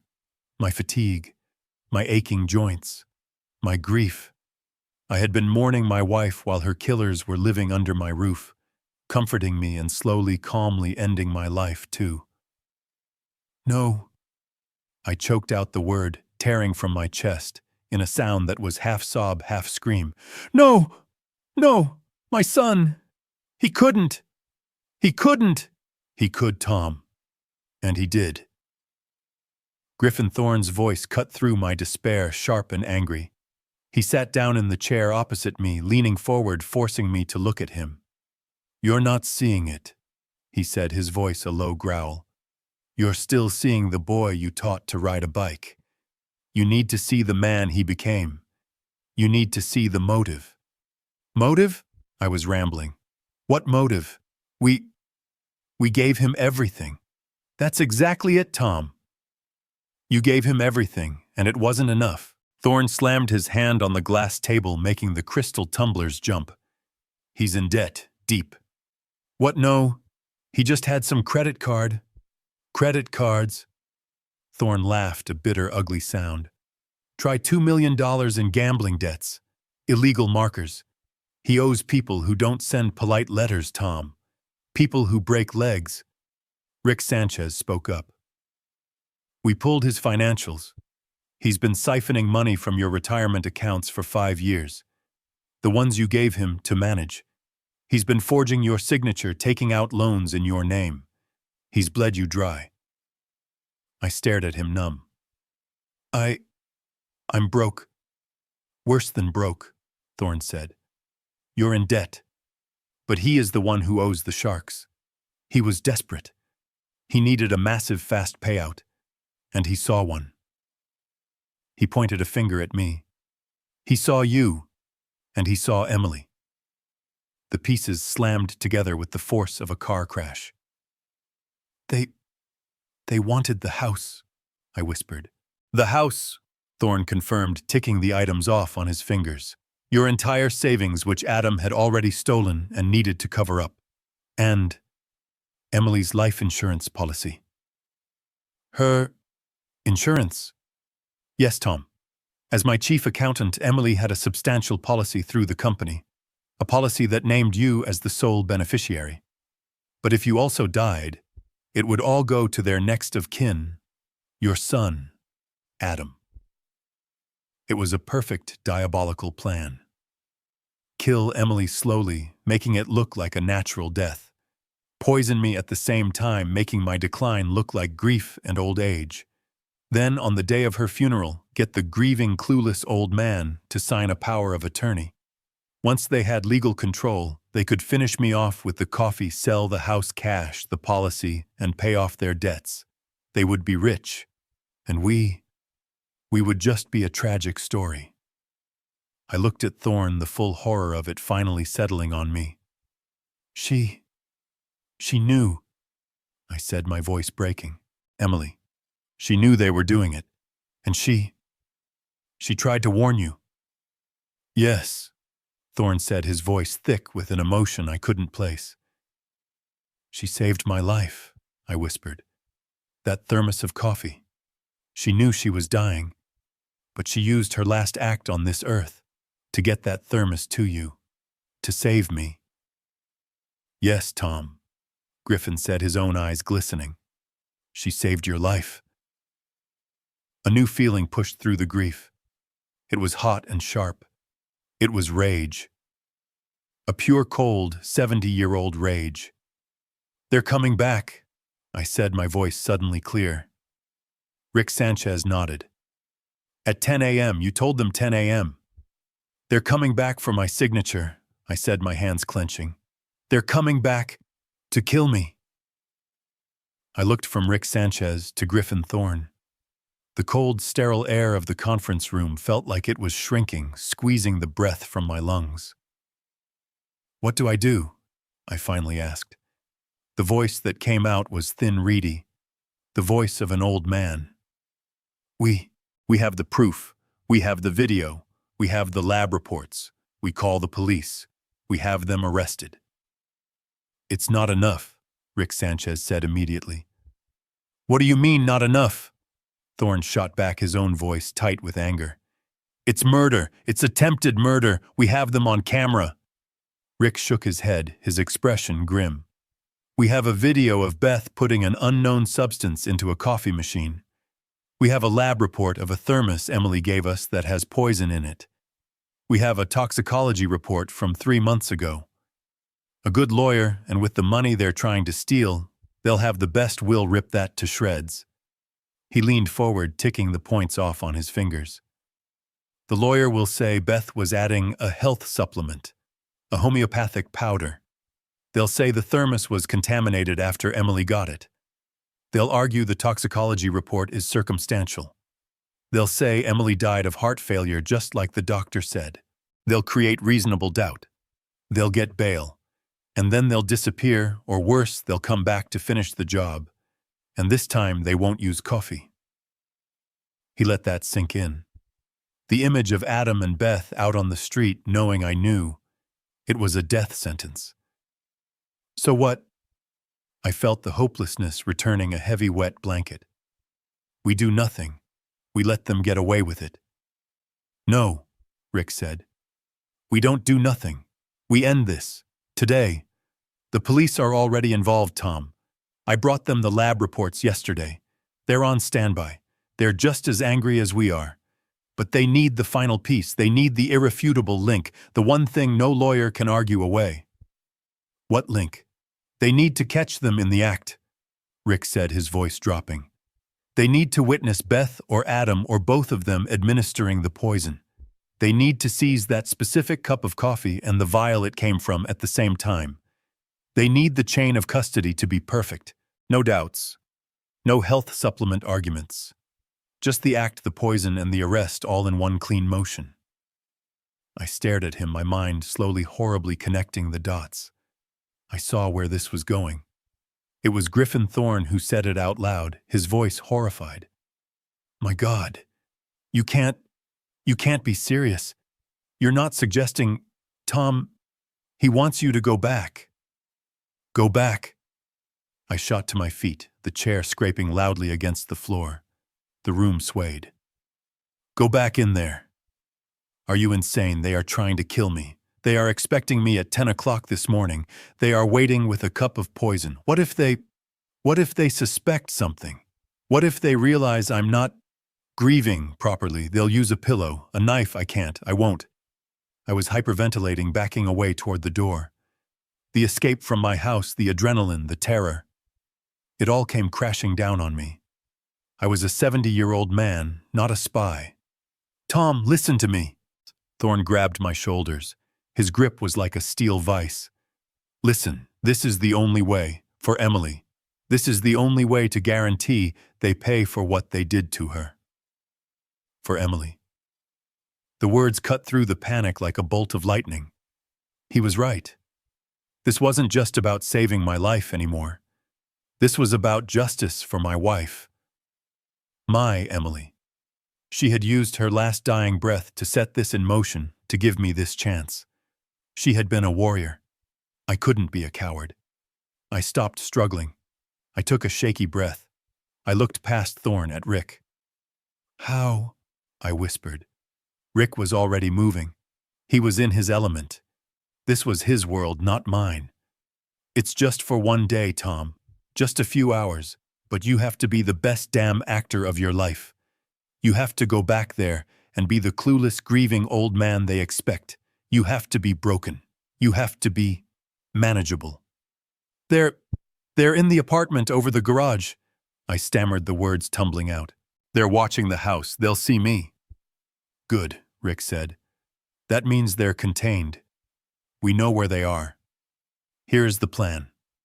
We have, he checked his watch, 5 hours until they expect you at 10. My team is already prepping. We are going to wire that house from top to bottom. How they're there? They'll see you. They're watching the front of the house, waiting for you to come home. Rick said, a grim smile touching his lips. They're not watching the back. My team goes in through the basement window, the one you so conveniently opened for us. My God, my escape. We'll put micro cameras in the kitchen, in the living room, in the clock on the mantle. We'll put a microphone on you. You'll wear a simple button-down shirt. The top button will be the mic. You'll have an earpiece so small a dentist wouldn't see it. I'll be in a surveillance van parked 2 streets over. I will hear every word you hear. I will see everything you see. You will not be alone. And the police? I asked, my voice barely audible. They'll be parked right around the corner. 2 unmarked cars filled with detectives who have already seen that video of Beth. They are highly motivated. The instant that powder hits the coffee, we move in. They won't even have time to wash the cup. He stepped closer, his dark eyes boring into mine. But it all depends on you, Tom. You have to go back. You have to walk in that front door. You have to apologize for running off. You have to tell them you're ready to sign. And then, he paused, the final terrible instruction hanging in the air. You have to ask your son for a cup of coffee. The air in the conference room was metallic, tasting of my own fear. I looked at Rick, my mind still reeling from his words. Ask him for coffee. Exactly, Rick said. His voice was devoid of sympathy. It was the voice of a surgeon explaining a necessary, brutal procedure. They are expecting you at 10 a.m. They are expecting a broken, grieving old man who is ready to sign away his house. That is exactly what you are going to give them. Griffin Thorne looked pale. Rick, this is an incredible risk. You're asking him to be bait. He's already bait, Rick retorted, never taking his eyes off me. The only difference is that now we'll be holding the trap. They think they're the hunters, Tom. We're going to let them think that right up until the moment the cage door slams shut. I swallowed, my throat dry and raw. What do I say? I walk in. After I ran out. They'll be suspicious. They're waiting for me in the garage. Of course they'll be suspicious, Rick said. You use that. You're 70 years old, your wife just died. You're confused. You're scared. You walk right up to that front door. You look exhausted. You tell them, I'm sorry, I got scared. I went for a walk to clear my head. I walked all night. I think you're right. I can't do this alone. I'm ready to sign. He was giving me a script for the last performance of my life. They'll be relieved. Rick continued, his voice low and hypnotic. Their entire plan hinges on you being manageable. They want to believe you're broken. You just have to sell it. You tell them you're ready, but you have one last request. What request? I asked. You ask for a final family dinner. Tonight. A memorial dinner. Just the 3 of you. To remember Emily. I flinched. The thought of sitting at a table with them, sharing a meal. A dinner with them after what they did. It's the perfect pretext, Tom. So, Griffin said, his voice urgent. He understood the strategy now. It's exactly what a sentimental, grieving husband would ask for. It lowers their guard completely. It makes them think you've accepted everything. It's brilliant. And it's sick. It's more than a pretext. Rick said. It's the setup for the final act. You're not just going to have dinner. You're going to give them the opportunity they've been waiting for. You are going to invite them to poison you. My stomach turned to ice. Here's what you say, Rick commanded. You look at Beth. You tell her, Beth, honey, could you make that roast chicken, the one with the rosemary you always made? It was Emily's favorite. I'd like to have it one last time. He then turned his gaze as if playing the part of me looking at Adam. And then you look at Adam. You tell him, son, I'm so tired. I don't think I can. I don't think I can face the morning alone. In the morning. Could you make me a pot of coffee just like she used to? You want me to ask them? I whispered, the horror of it dawning. You want me to ask for the poison? We need to see them do it, Tom. Willingly. We need to catch them in the act on our terms, not on theirs, Rick said. But first, we need to get into that house, and they are in that garage watching. So you are going to get them out. How they won't leave me alone. You'll give them a reason, Rick said. After you propose the dinner, after they've agreed, you'll look at Beth. You'll say, but for the chicken, we need that fresh rosemary, the kind from the farmer's market, and that bottle of wine Emily loved, the expensive one. I want tonight to be perfect. You will insist that all of you go. You'll say you need their help picking it out. You'll say you need the air. You'll get them both into their car. He drove the point home. Not yours. You'll drive to the furthest, most inconvenient gourmet grocery store you can think of. And you will take your time. You will be the old man who can't decide. You will look at every label. You will make them walk up and down every aisle. You will give my team a minimum of 2 hours. The moment your car is off that street, Rick's voice became sharp, precise. My team moves in. We go in through the basement window, the one you opened for us. We will wire that kitchen so tight a mouse couldn't squeak without us hearing it. We'll put a high-definition wide-angle camera in the smoke detector above the stove. We'll put another in the digital clock on the microwave. We'll put one in the vent hood. And while my tech guys are doing that, he continued, 2 plainclothes detectives will be moving into the for-sale house across the street. They'll be your new neighbors, complete with a moving van for cover. They'll have a direct video feed. You will not be alone for 1 second. He reached into his jacket and pulled out a small flat object. It looked like a button. This is a microphone and a panic button. It will be the top button on your shirt. If anything feels wrong, you press it. The police will be through that door in 30 seconds, but you can't press it unless your life is in immediate danger. You understand, we need the coffee. He put the button on the table. So, he said, that's the plan. You go home. You play the broken-hearted fool. You get them out of the house. We wire the place. And tomorrow morning, you sit down for breakfast, and you let your son serve you a cup of poison. He looked at me. His dark eyes held no pity, only a question. Can you do that? Tom, can you do that? For Emily? I looked at the lab report, at the video of my wife's murder. I thought of her frail and dying, still fighting for me. I pushed myself up from the sofa. My legs were shaky, but they held.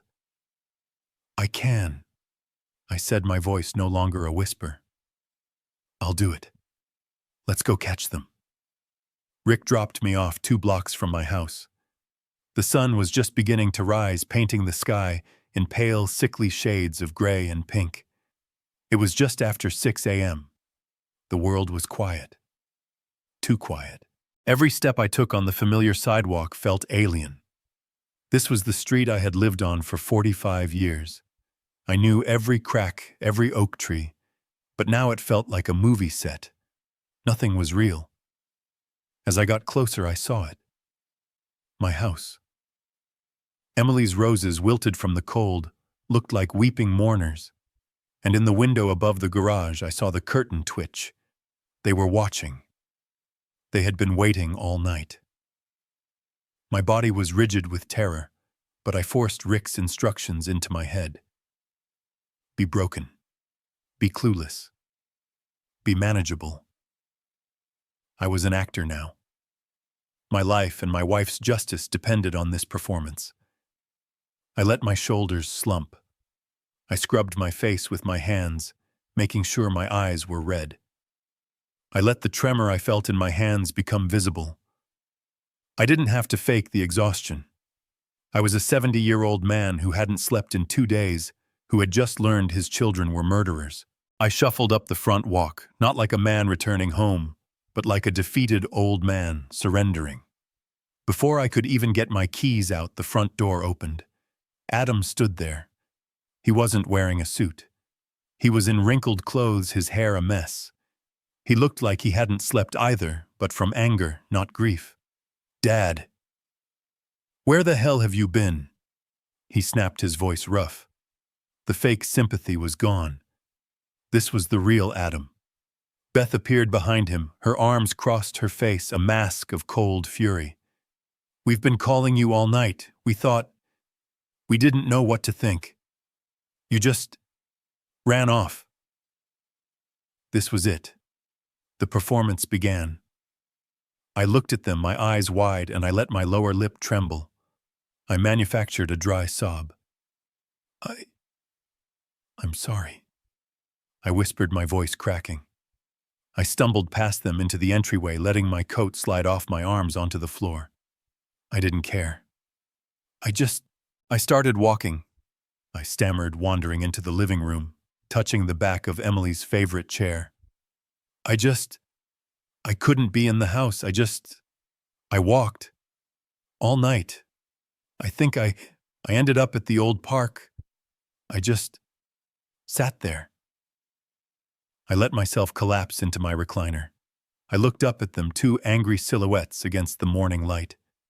I made myself look as small and pathetic as possible. "You're right," I whispered. Adam and Beth froze. They exchanged a look. What did you say, Dad?" Adam asked, his voice cautious. "You were right," I said, letting a tear roll down my cheek. I looked at the blue folder still sitting on the coffee table. "Yesterday, you were right. I can't do this. I can't be alone. I can't handle any of this. The house, the bills, I'm too tired. She did everything." I watched them. It was like watching ice melt.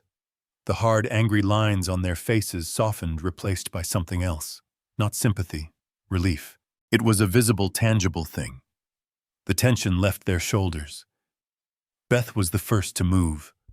She rushed over, kneeling by my chair, grabbing my hand. Her touch was reptilian. "Oh, Dad," she cooed, her voice instantly returning to that sickly sweet tone. "Of course you're tired. We were so worried about you. We didn't mean to be angry." "I'm sorry I snapped at you," Adam added, running a hand through his hair. "I was just scared. I thought you'd had an accident." "Liar. You thought your golden goose had flown away." I'll sign the papers," I mumbled, gesturing to the folder. "You're right. It's what Emily wanted. She wouldn't want me to be burdened." "That's the word you used, isn't it?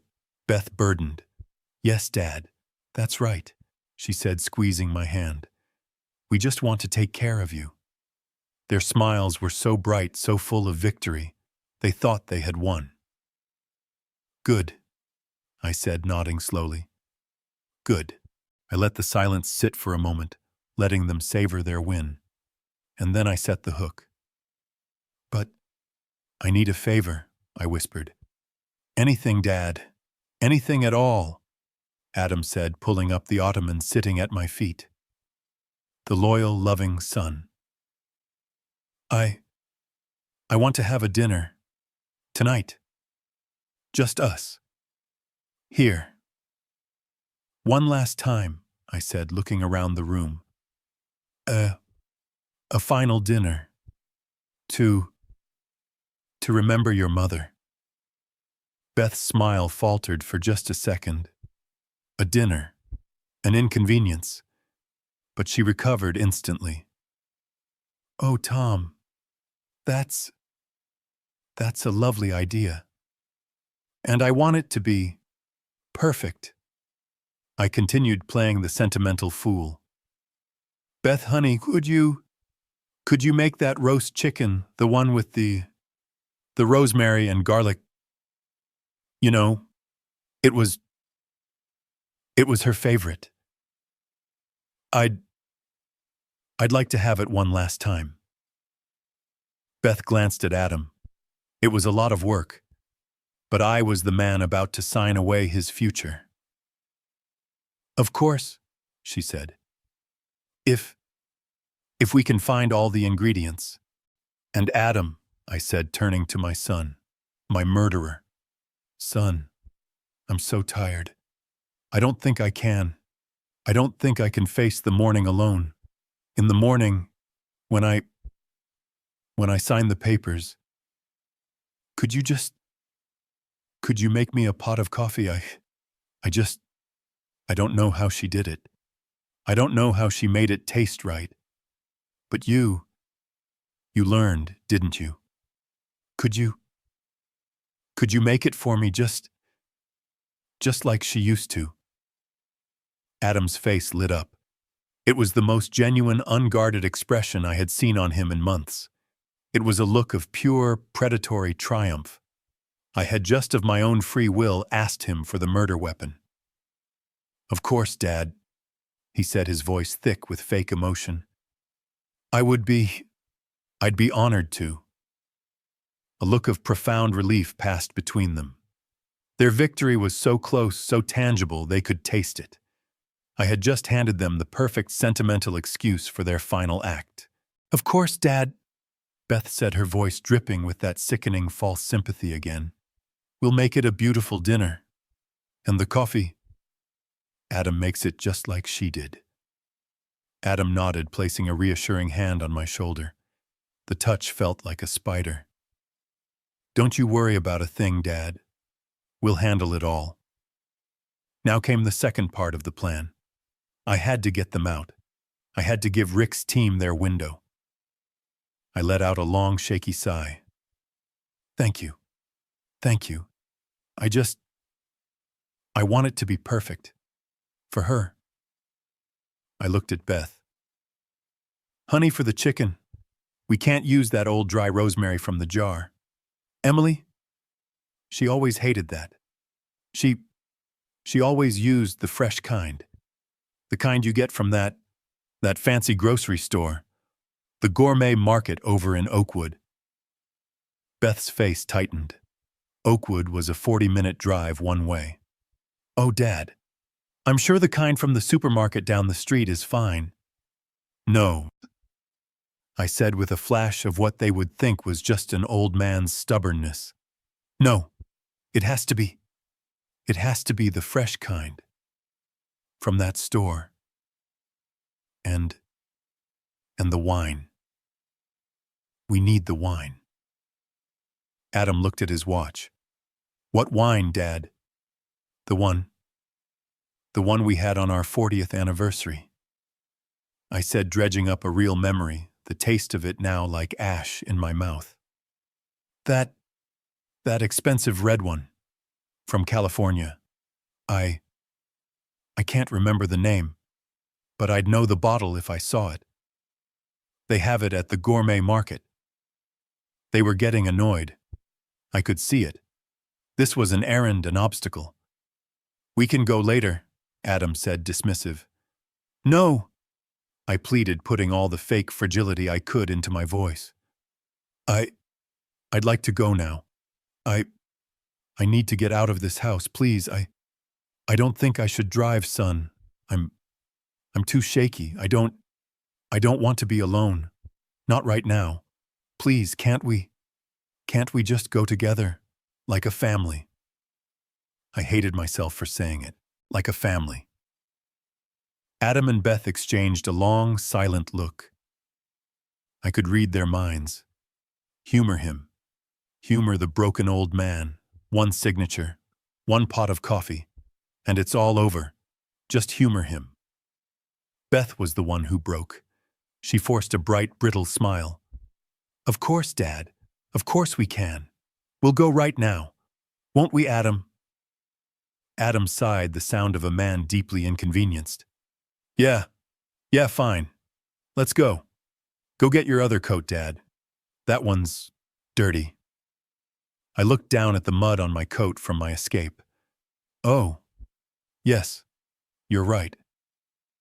I walked slowly up the stairs, giving them time to grab their keys. I went into my bedroom and took off my coat. I looked in the mirror. My face was a gray mask. I was a puppet, and they were pulling my strings. But they didn't know who was pulling their strings. We got into their car, a black luxury SUV, that I now realized my money had probably paid for. I sat in the back, like a child. It was perfect. As Adam pulled out of the driveway, I stared at my house. I thought about Rick's team poised in the shadows waiting. The drive was agonizing. They tried to make small talk. A lot of people came to the funeral, Beth said from the front seat. The garden club sent a huge arrangement. That was nice, I murmured, staring out the window. I watched the cars behind us. 2 cars back, a plain gray sedan. It stayed with us, a silent guardian angel. Rick. When we got to the gourmet market, I put the plan into action. I became the most indecisive, confused old man they had ever seen. Oh, I don't know, I mumbled, staring at the wall of wines. It had a red label. Or maybe it was blue. Dad, there are 100 red labels, Adam said, his patience wearing thin. I know. Just give me a minute. I picked up bottles. I squinted at the labels. I asked a clerk for help. I made him describe 5 different Cabernets. I saw Beth tapping her foot, scrolling furiously on her phone. How about this one, Dad? Adam said, grabbing a random bottle. This looks good. No, that's not it. I shuffled to the produce section. The rosemary. It has to be fresh. I picked up bunches. I smelled them. I put them back down. I was burning time. 1 minute at a time. My phone in my pocket vibrated. A single short buzz. The signal. Rick's team was in the house. I let out a slow breath. I had to give them more time. You know, I think I need to use the restroom. Adam's head snapped around. Dad, now. I'm sorry, son, my prostate.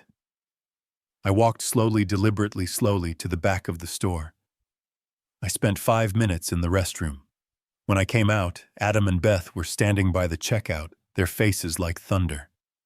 Okay, I said, shuffling back to the wine. I grabbed the first bottle I saw. This one. This is it. I remember now. And the rosemary. I grabbed a bunch. We paid. The ride home was silent. They were done with me. They were done with my grief. They just wanted the signing. They just wanted the morning. As we pulled onto our street, I saw it. A white cable TV van was parked across from my house. It wasn't the police van Rick mentioned, but it was a van. I felt a jolt of panic. Was that them, or just a cable van? No.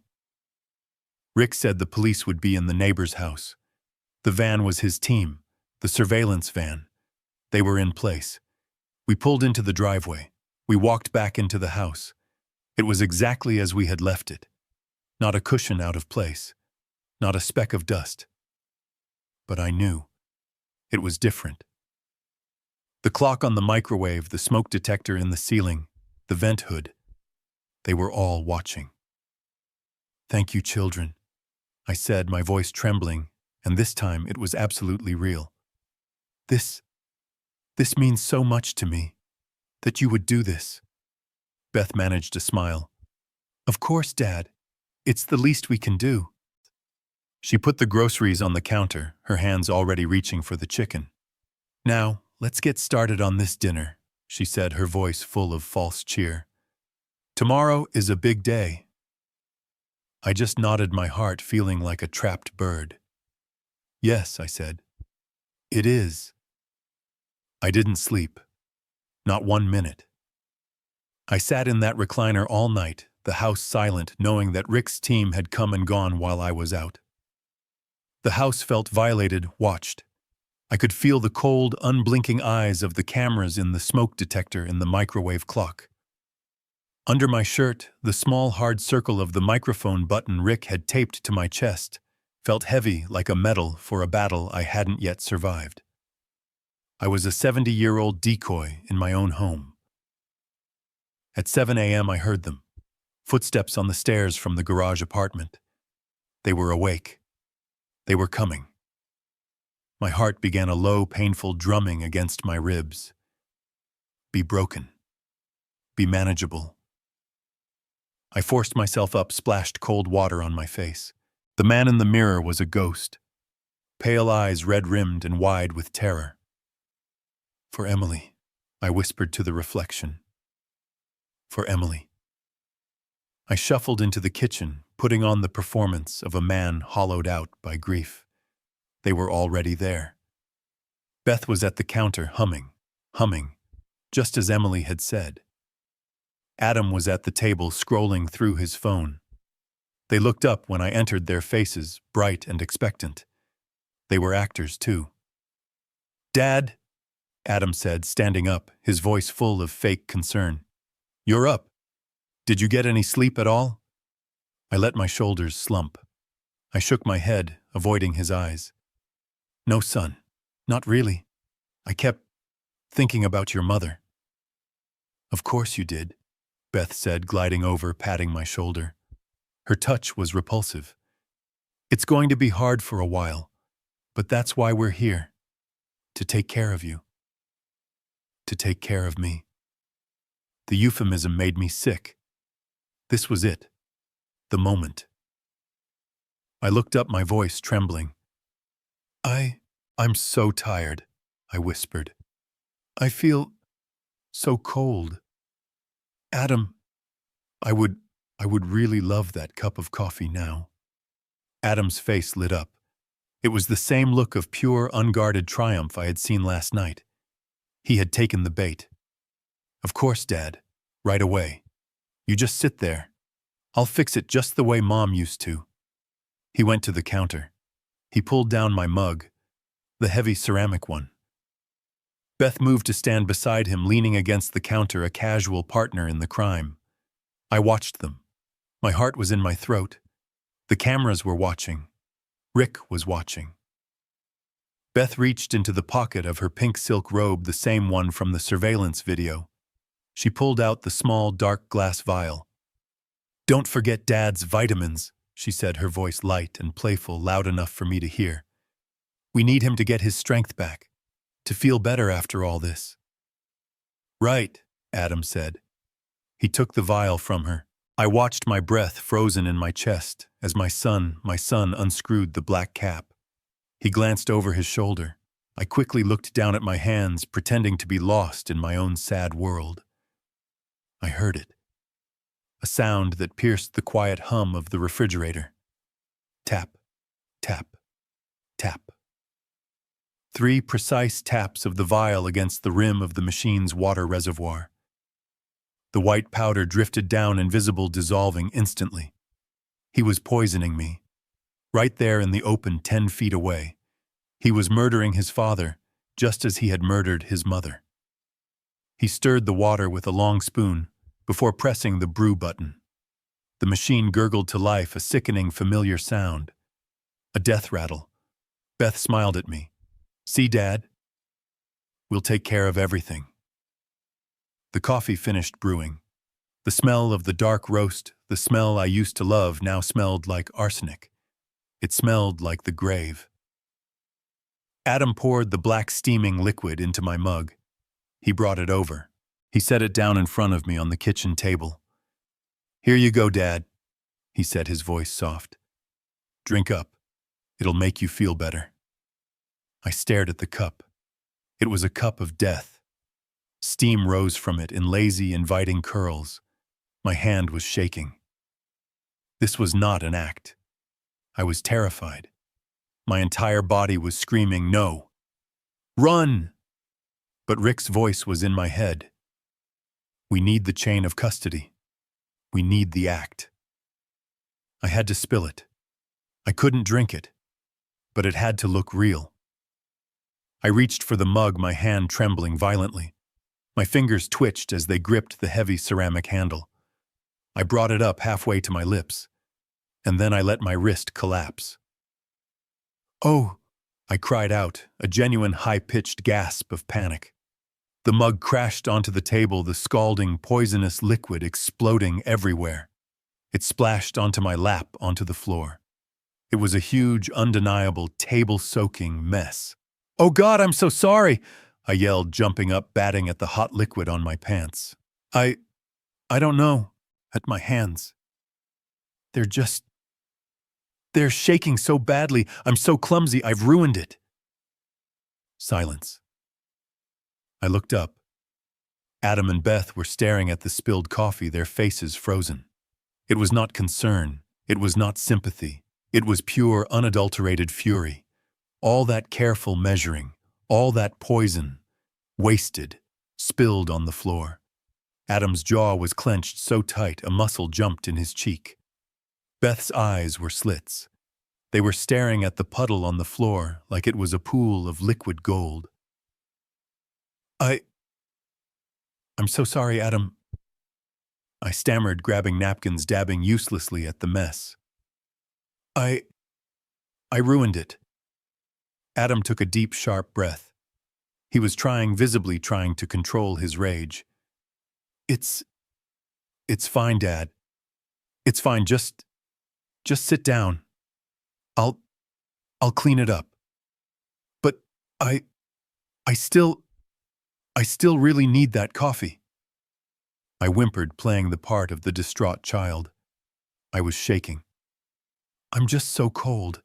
Please, son, I'm sorry to be such a bother, but could you please just make me one more cup? Adam stared at me. His eyes were murderous. He wanted to scream. I could see it. He looked at Beth. She gave him the tiniest, almost invisible nod. Do it again. We have to. He's signing the papers. Adam's breath hissed out between his teeth. Fine. He bit out, his voice clipped. Yeah. Fine, I'll make another pot. He turned his back to me. He grabbed a new mug. He went to the sink. And Beth reached right back into her pocket, her face a mask of cold, impatient determination, and pulled out the vial again. I watched them. And in the surveillance van 2 streets over, I knew Rick Sanchez was watching too. Got you. I thought, my heart pounding with a terrible, agonizing victory. Got you again. The second cup of coffee sat on the counter. The poisoned one. I left it there.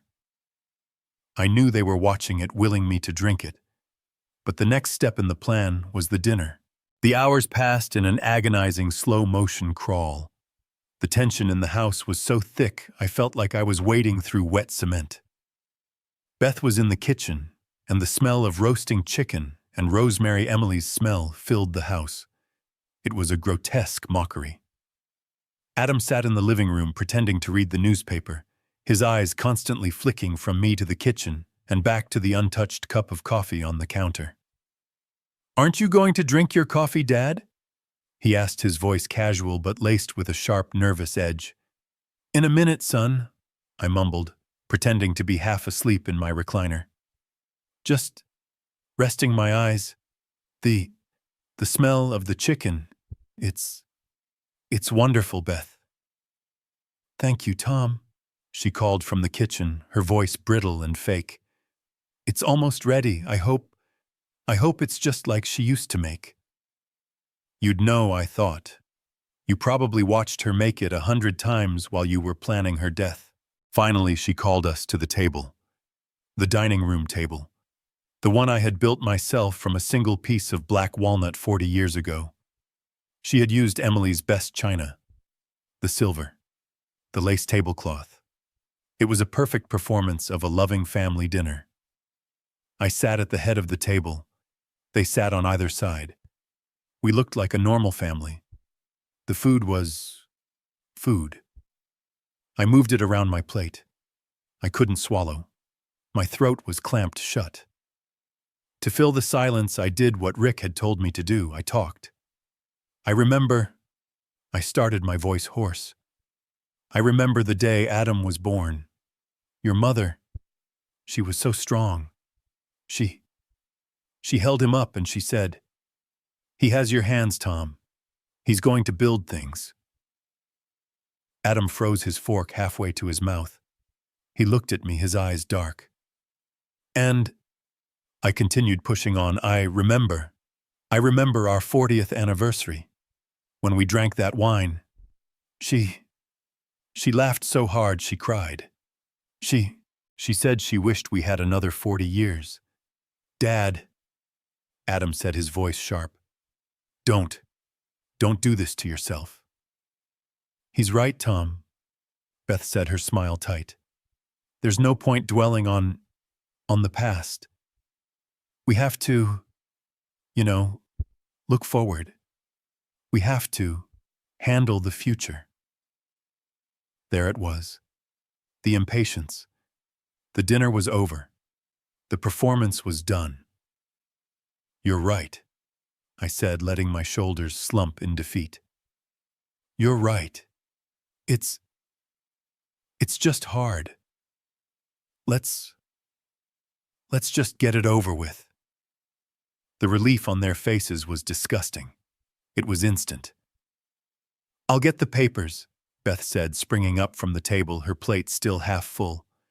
She returned from the living room and placed the blue legal folder in front of me right on top of Emily's china.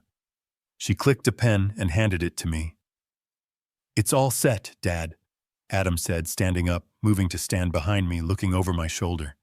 Just sign where Beth marked the little yellow tabs. It's for the best. I picked up the pen. My hand was rock steady. The fear was gone, replaced by a cold, hard clarity. This was it. The cameras were watching. The microphones were listening. Rick was listening. I held the pen over the first signature line. I looked at Adam's reflection in the dark dining room window. I looked at Beth, who was watching me with a greedy, hawk-like intensity. Before I sign, I said, my voice suddenly loud and clear in the quiet room. They both froze. My tone had changed. The broken, grieving old man was gone. Dad, Adam said, his voice cautious. I set the pen down. I just want you to know something. Both of you. I turned my head and looked up at my son. Your mother, Emily, she knew. Beth let out a short, nervous laugh, a high-pitched ha. Knew what, Tom? Knew that we're here to help you. She knew. I repeated, my voice like ice. I looked from her to Adam. She knew you were stealing from me. She knew about the gambling debts. She knew about the poison. The color drained from Beth's face. She looked like she had been slapped. Adam just stared at me, his expression unreadable, but his eyes were suddenly cold. Dead. Dad, he said, and it was almost a chuckle. What are you talking about? You're confused again. The grief, it's making you paranoid. Just sign the papers, Dad. We'll talk about this later. He reached out his hand, moving to point at the signature line, trying to regain control. I stood up, knocking my chair backward. She knew, I roared, my voice bouncing off the walls of my own home, that you were killing her. The silence that followed was absolute. It was the sound of the world ending. Beth's face contorted not in guilt, but in pure animalistic terror. Adam. Adam didn't look scared. He looked furious. He looked trapped. You crazy, old fool. He snarled, his mask of the loving sun completely evaporating, replaced by the monster underneath. He wasn't lunging for me. He lunged for the papers on the table, trying to grab the evidence. Now! I bellowed the signal word, the word of release. The front door and the back door exploded open at the same instant. The house filled with bodies with dark blue uniforms, with guns drawn. Police, don't move, hands in the air. Beth let out a single piercing shriek that shattered the air.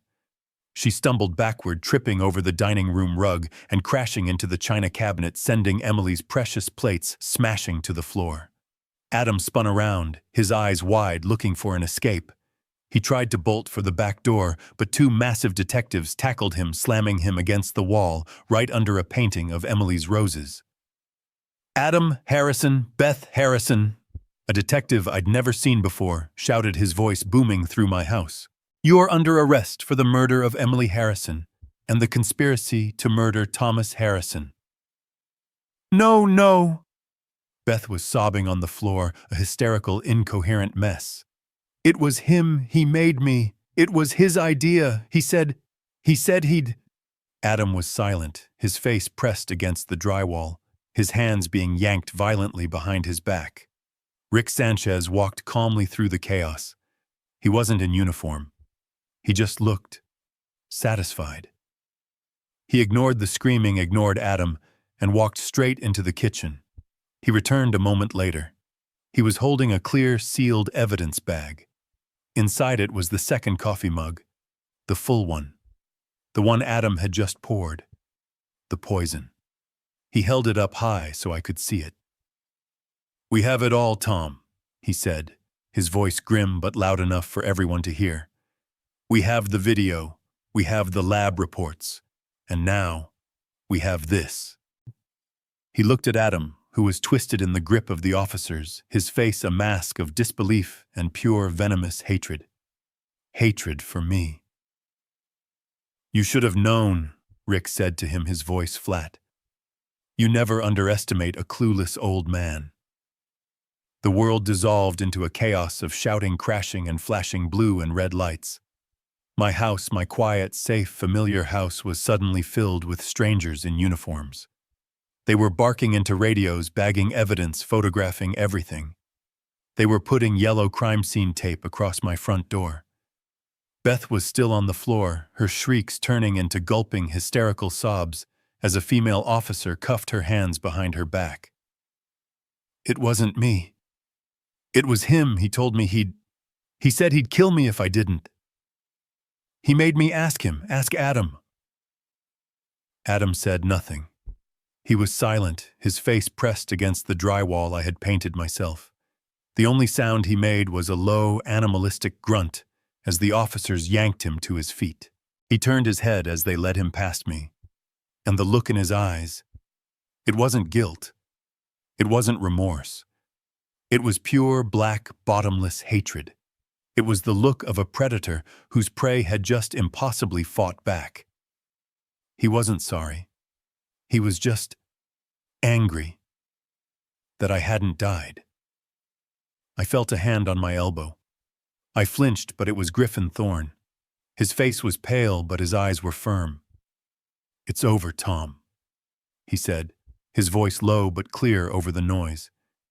It's done. You're safe. But I didn't feel safe. I felt empty, hollowed out.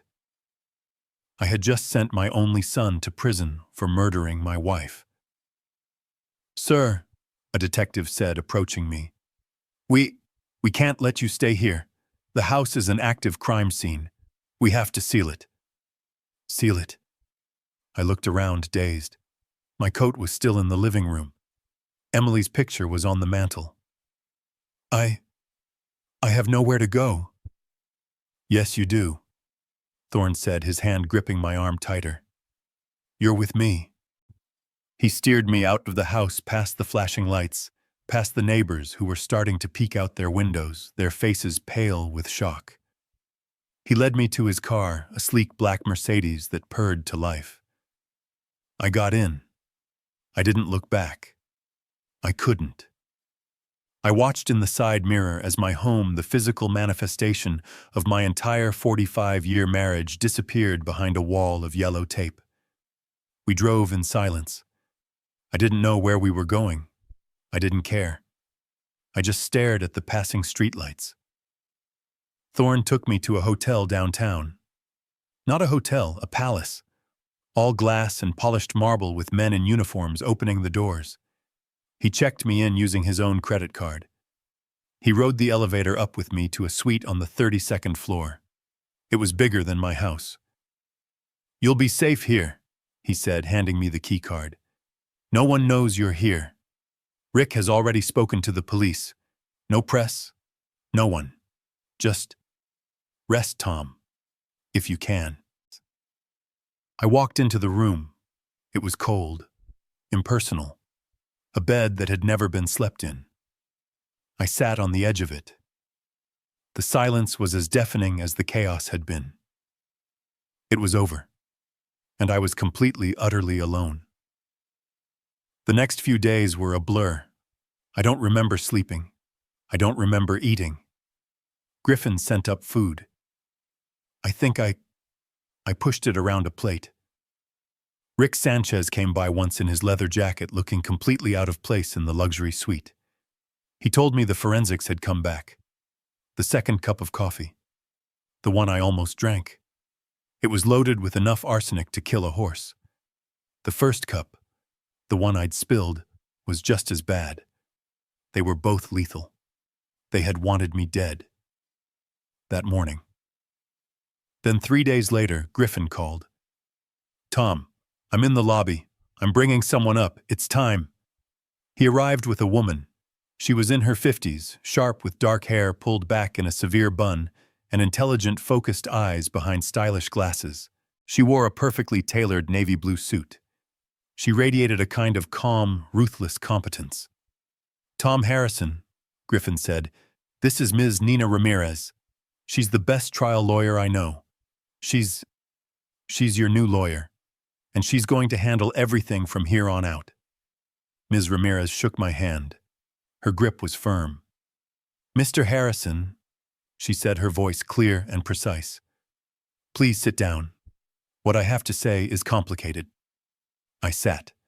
Griffin stood by the window, his arms crossed. "The police have taken formal statements from both Adam and Beth." She began, opening a sleek leather briefcase. She pulled out a file. "And," I asked, my voice barely a whisper. "And," she said, "it is exactly the mess we expected. They are turning on each other, viciously." She put on her glasses and read from a page. "Beth Harrison's official statement is that she was a terrified, abused wife. She claims Adam was a violent sociopath who was secretly in massive debt to loan sharks, which we've confirmed is true. She claims he murdered Emily on his own, slowly over months. And she claims he threatened to kill her, and her entire family, if she didn't help him poison you. She claims she was a victim acting under extreme duress." A flicker of, could she have been? Ms. Ramirez looked at me over the rim of her glasses, as if reading my mind. "It's a compelling story," she said. "She's very convincing. She cried through the entire 9-hour interrogation." And Adam?" I asked, my heart aching. "Adam," she said, flipping the page, "has a different story.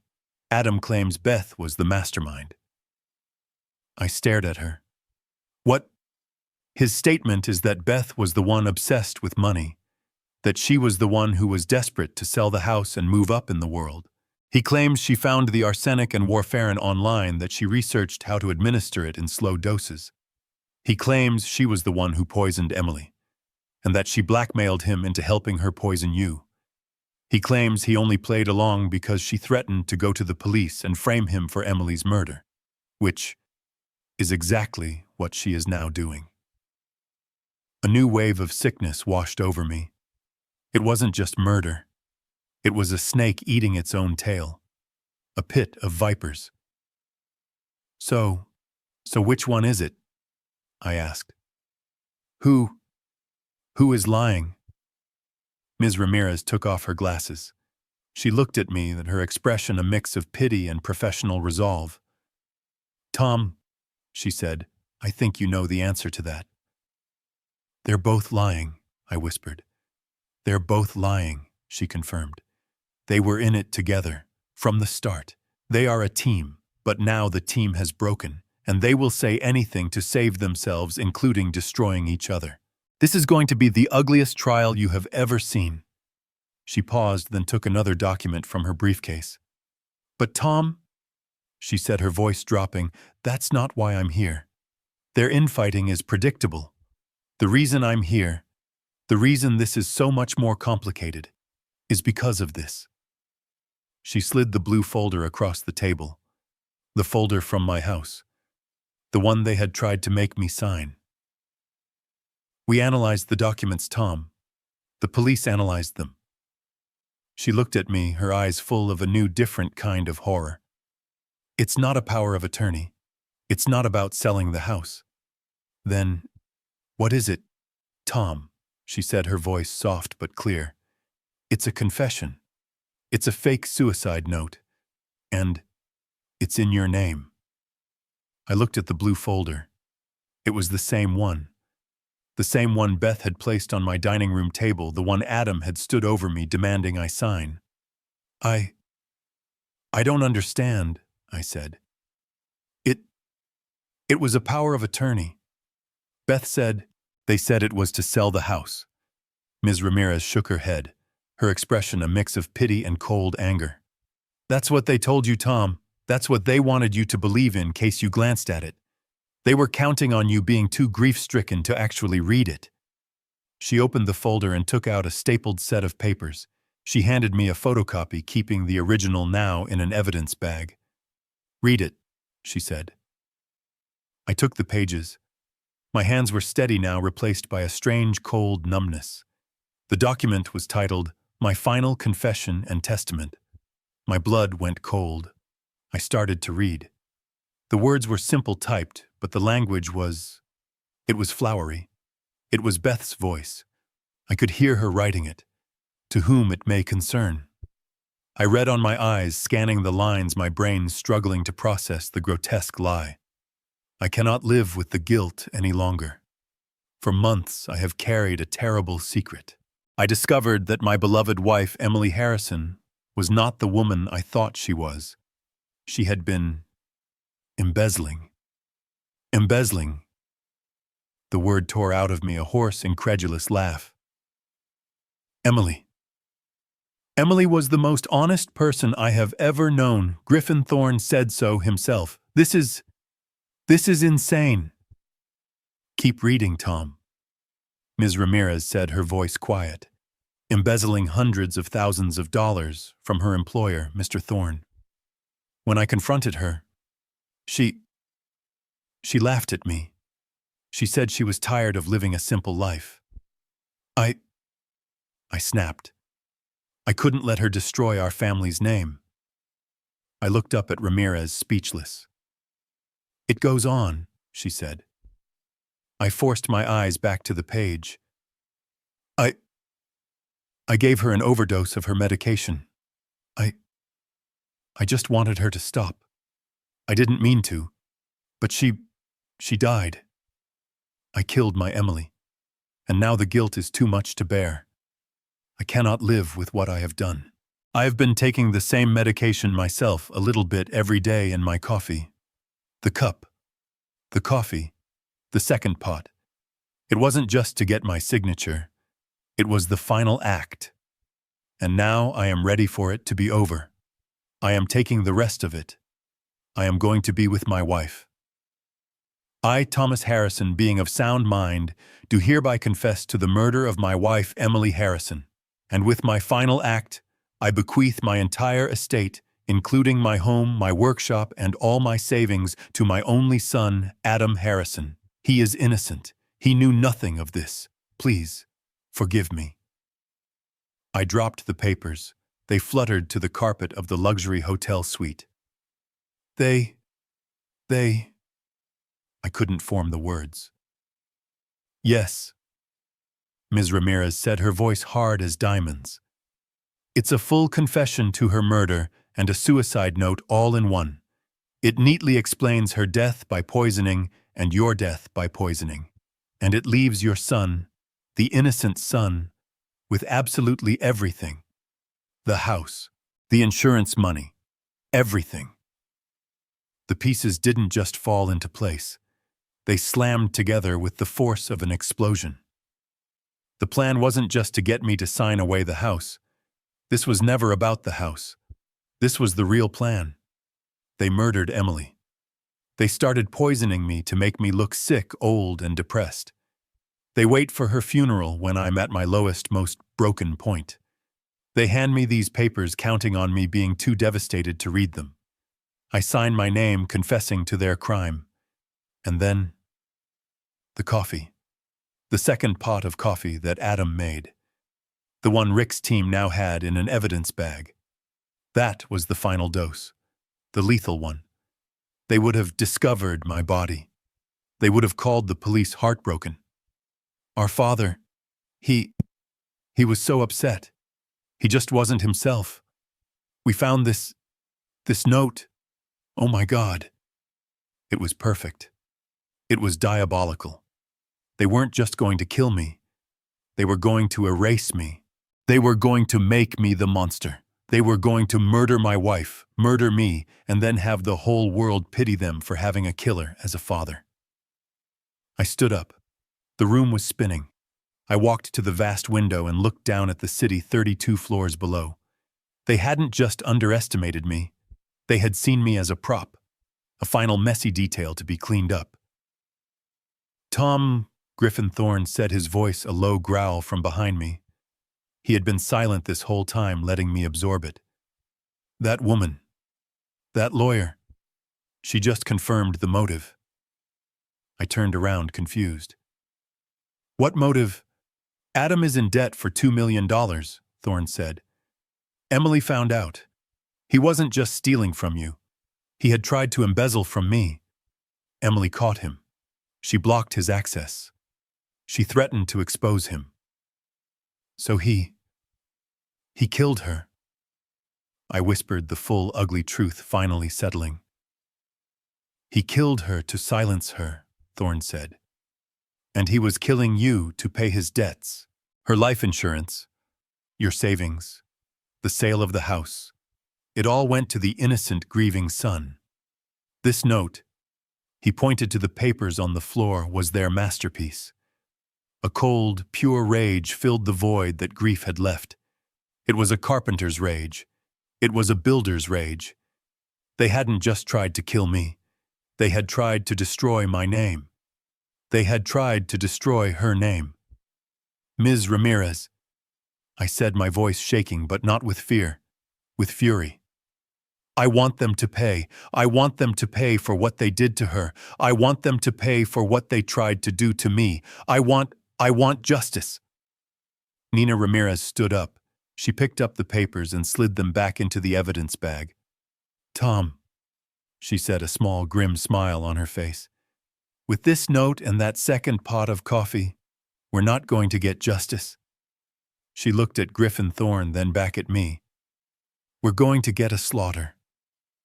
I couldn't breathe. The air in the luxury suite was too thin, too cold. The words on the page. I, Thomas Harrison, do hereby confess to the murder of my wife. They weren't just killing me. I whispered, the paper trembling in my hand. I looked up at Ms. Ramirez, my mind struggling to comprehend the sheer diabolical complexity of it. They were going to frame me. For her murder. Yes, Nina Ramirez said, her voice quiet but unforgiving. It's not just a suicide note, Tom. It's a confession. They were going to kill you with that final lethal pot of coffee. They would have placed this signed confession next to your body. They would have called the police heartbroken to discover that their grieving father had snapped. Griffin Thorne, who had been standing by the window like a stone statue, finally spoke. His voice was a low, dangerous rumble. Why? In God's name. Why? The money, just the house, it's monstrous. Why go to such lengths? Why not just poison him and make it look like a heart attack too? Because Miss Ramirez said her professional calm returning, a simple heart attack wouldn't solve their real problem. She looked at me, and her eyes softening for just a second before hardening again. Tom, the why is the ugliest part of all. It's not about the house, Finn. It was never just about the house. It was about this. She pointed to a figure on a separate report Rick had provided. $2 million. Adam was $2 million in debt. I stared at the number. 2 million, but how I knew he had some credit card bills. Not credit cards, Tom, Ramirez said gently. Loan sharks. We pulled his financials. He's been living a lie for at least 5 years. He's a severe gambling addict. Online poker, offshore sports betting. He lost everything. She took a breath. And everything included your money. I felt the blood drain from my face. My savings, my retirement. He's been embezzling from you for those 5 years, she said, her voice flat. The accounts you gave him to manage, he's been systematically draining them, forging your signature, taking out loans in your name, covering his losses, then losing that too. Your entire life's savings, Tom. It's gone. He lost it all. I understood. The power of attorney they wanted me to sign. It wasn't just to sell the house. It was to get legal control of the accounts he had already emptied, to cover his tracks. But, Emily, I stammered, my mind still catching up. Why kill Emily? Because Emily was the firewall, Griffin Thorne said, his voice raw with a new understanding. She wasn't just his mother. She was my chief accountant. She was the best. Ramirez nodded. Adam got desperate. His investments weren't paying off, and the loan sharks were threatening him. So he got greedy. He tried to get into Thorne's company accounts. He tried to embezzle from Griffin. And that, she said, tapping the file, is what sealed Emily's fate. She caught him, I whispered. It all made a horrible, perfect sense. She was the only one who could catch him. She caught him red-handed, Ramirez confirmed. She confronted him. We believe she gave him an ultimatum: tell your father and get help or I'm going to the police. She thought she was giving her son a chance at redemption. Griffin's fist clenched. And instead she signed her own death warrant. He couldn't let her talk. Silencing her became his #1 priority. So he and Beth, they started poisoning her. I said the words tasting like poison themselves.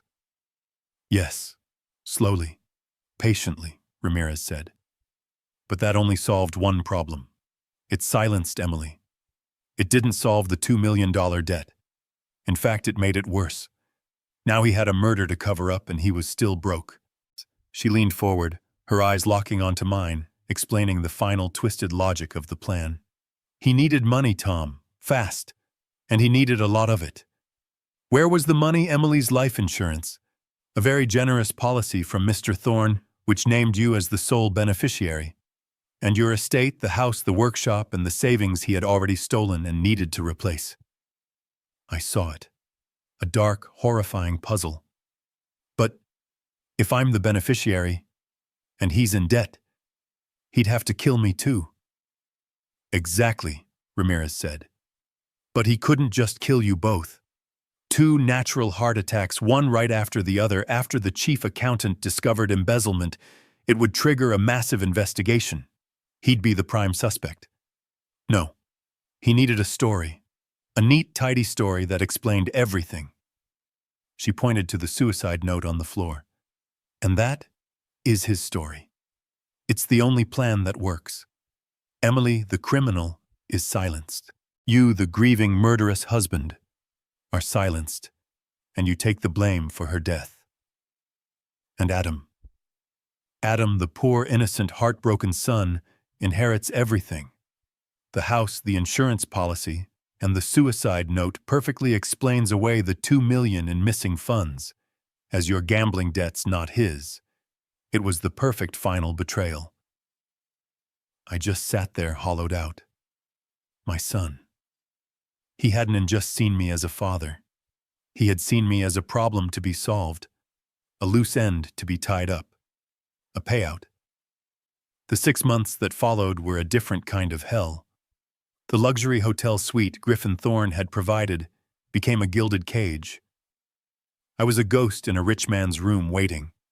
I wasn't a husband anymore. I wasn't truly a father. I was a witness. Ms. Ramirez and her team were ruthless. They prepared for war. They exhumed Emily's body. The full autopsy confirmed what Rick's lab reports had shown.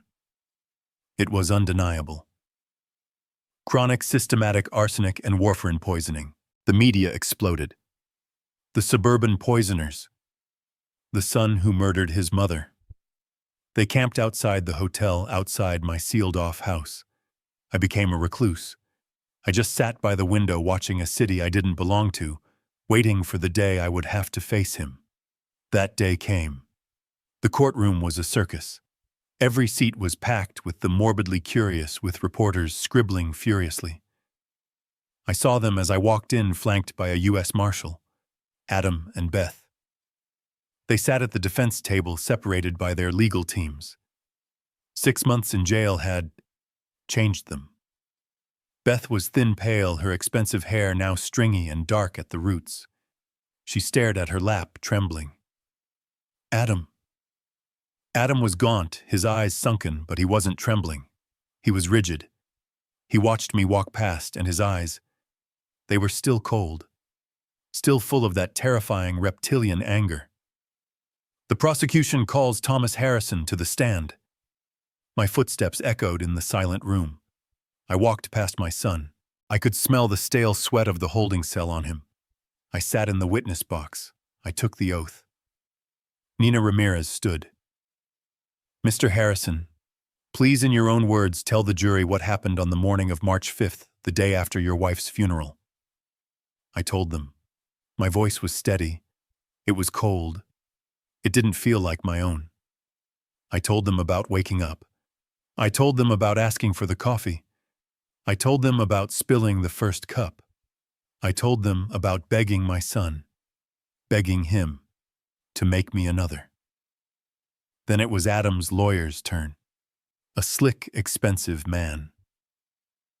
Mr. Harrison, you were grieving. You admit you hadn't slept. You were exhausted, confused. Isn't it possible you misunderstood what your children were doing? Isn't it possible they were just trying to give you a vitamin that your grief has made you paranoid?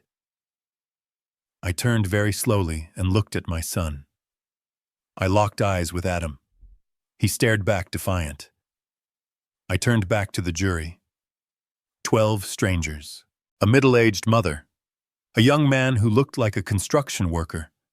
An old woman who looked like someone's grandmother. I am 70 years old. I said, my voice clear and carrying to every corner of the silent room. I lost my wife of 45 years, and I lost my only son. I paused, letting the words hang. But I didn't lose my son today. I didn't lose him when he was arrested. I pointed at Adam.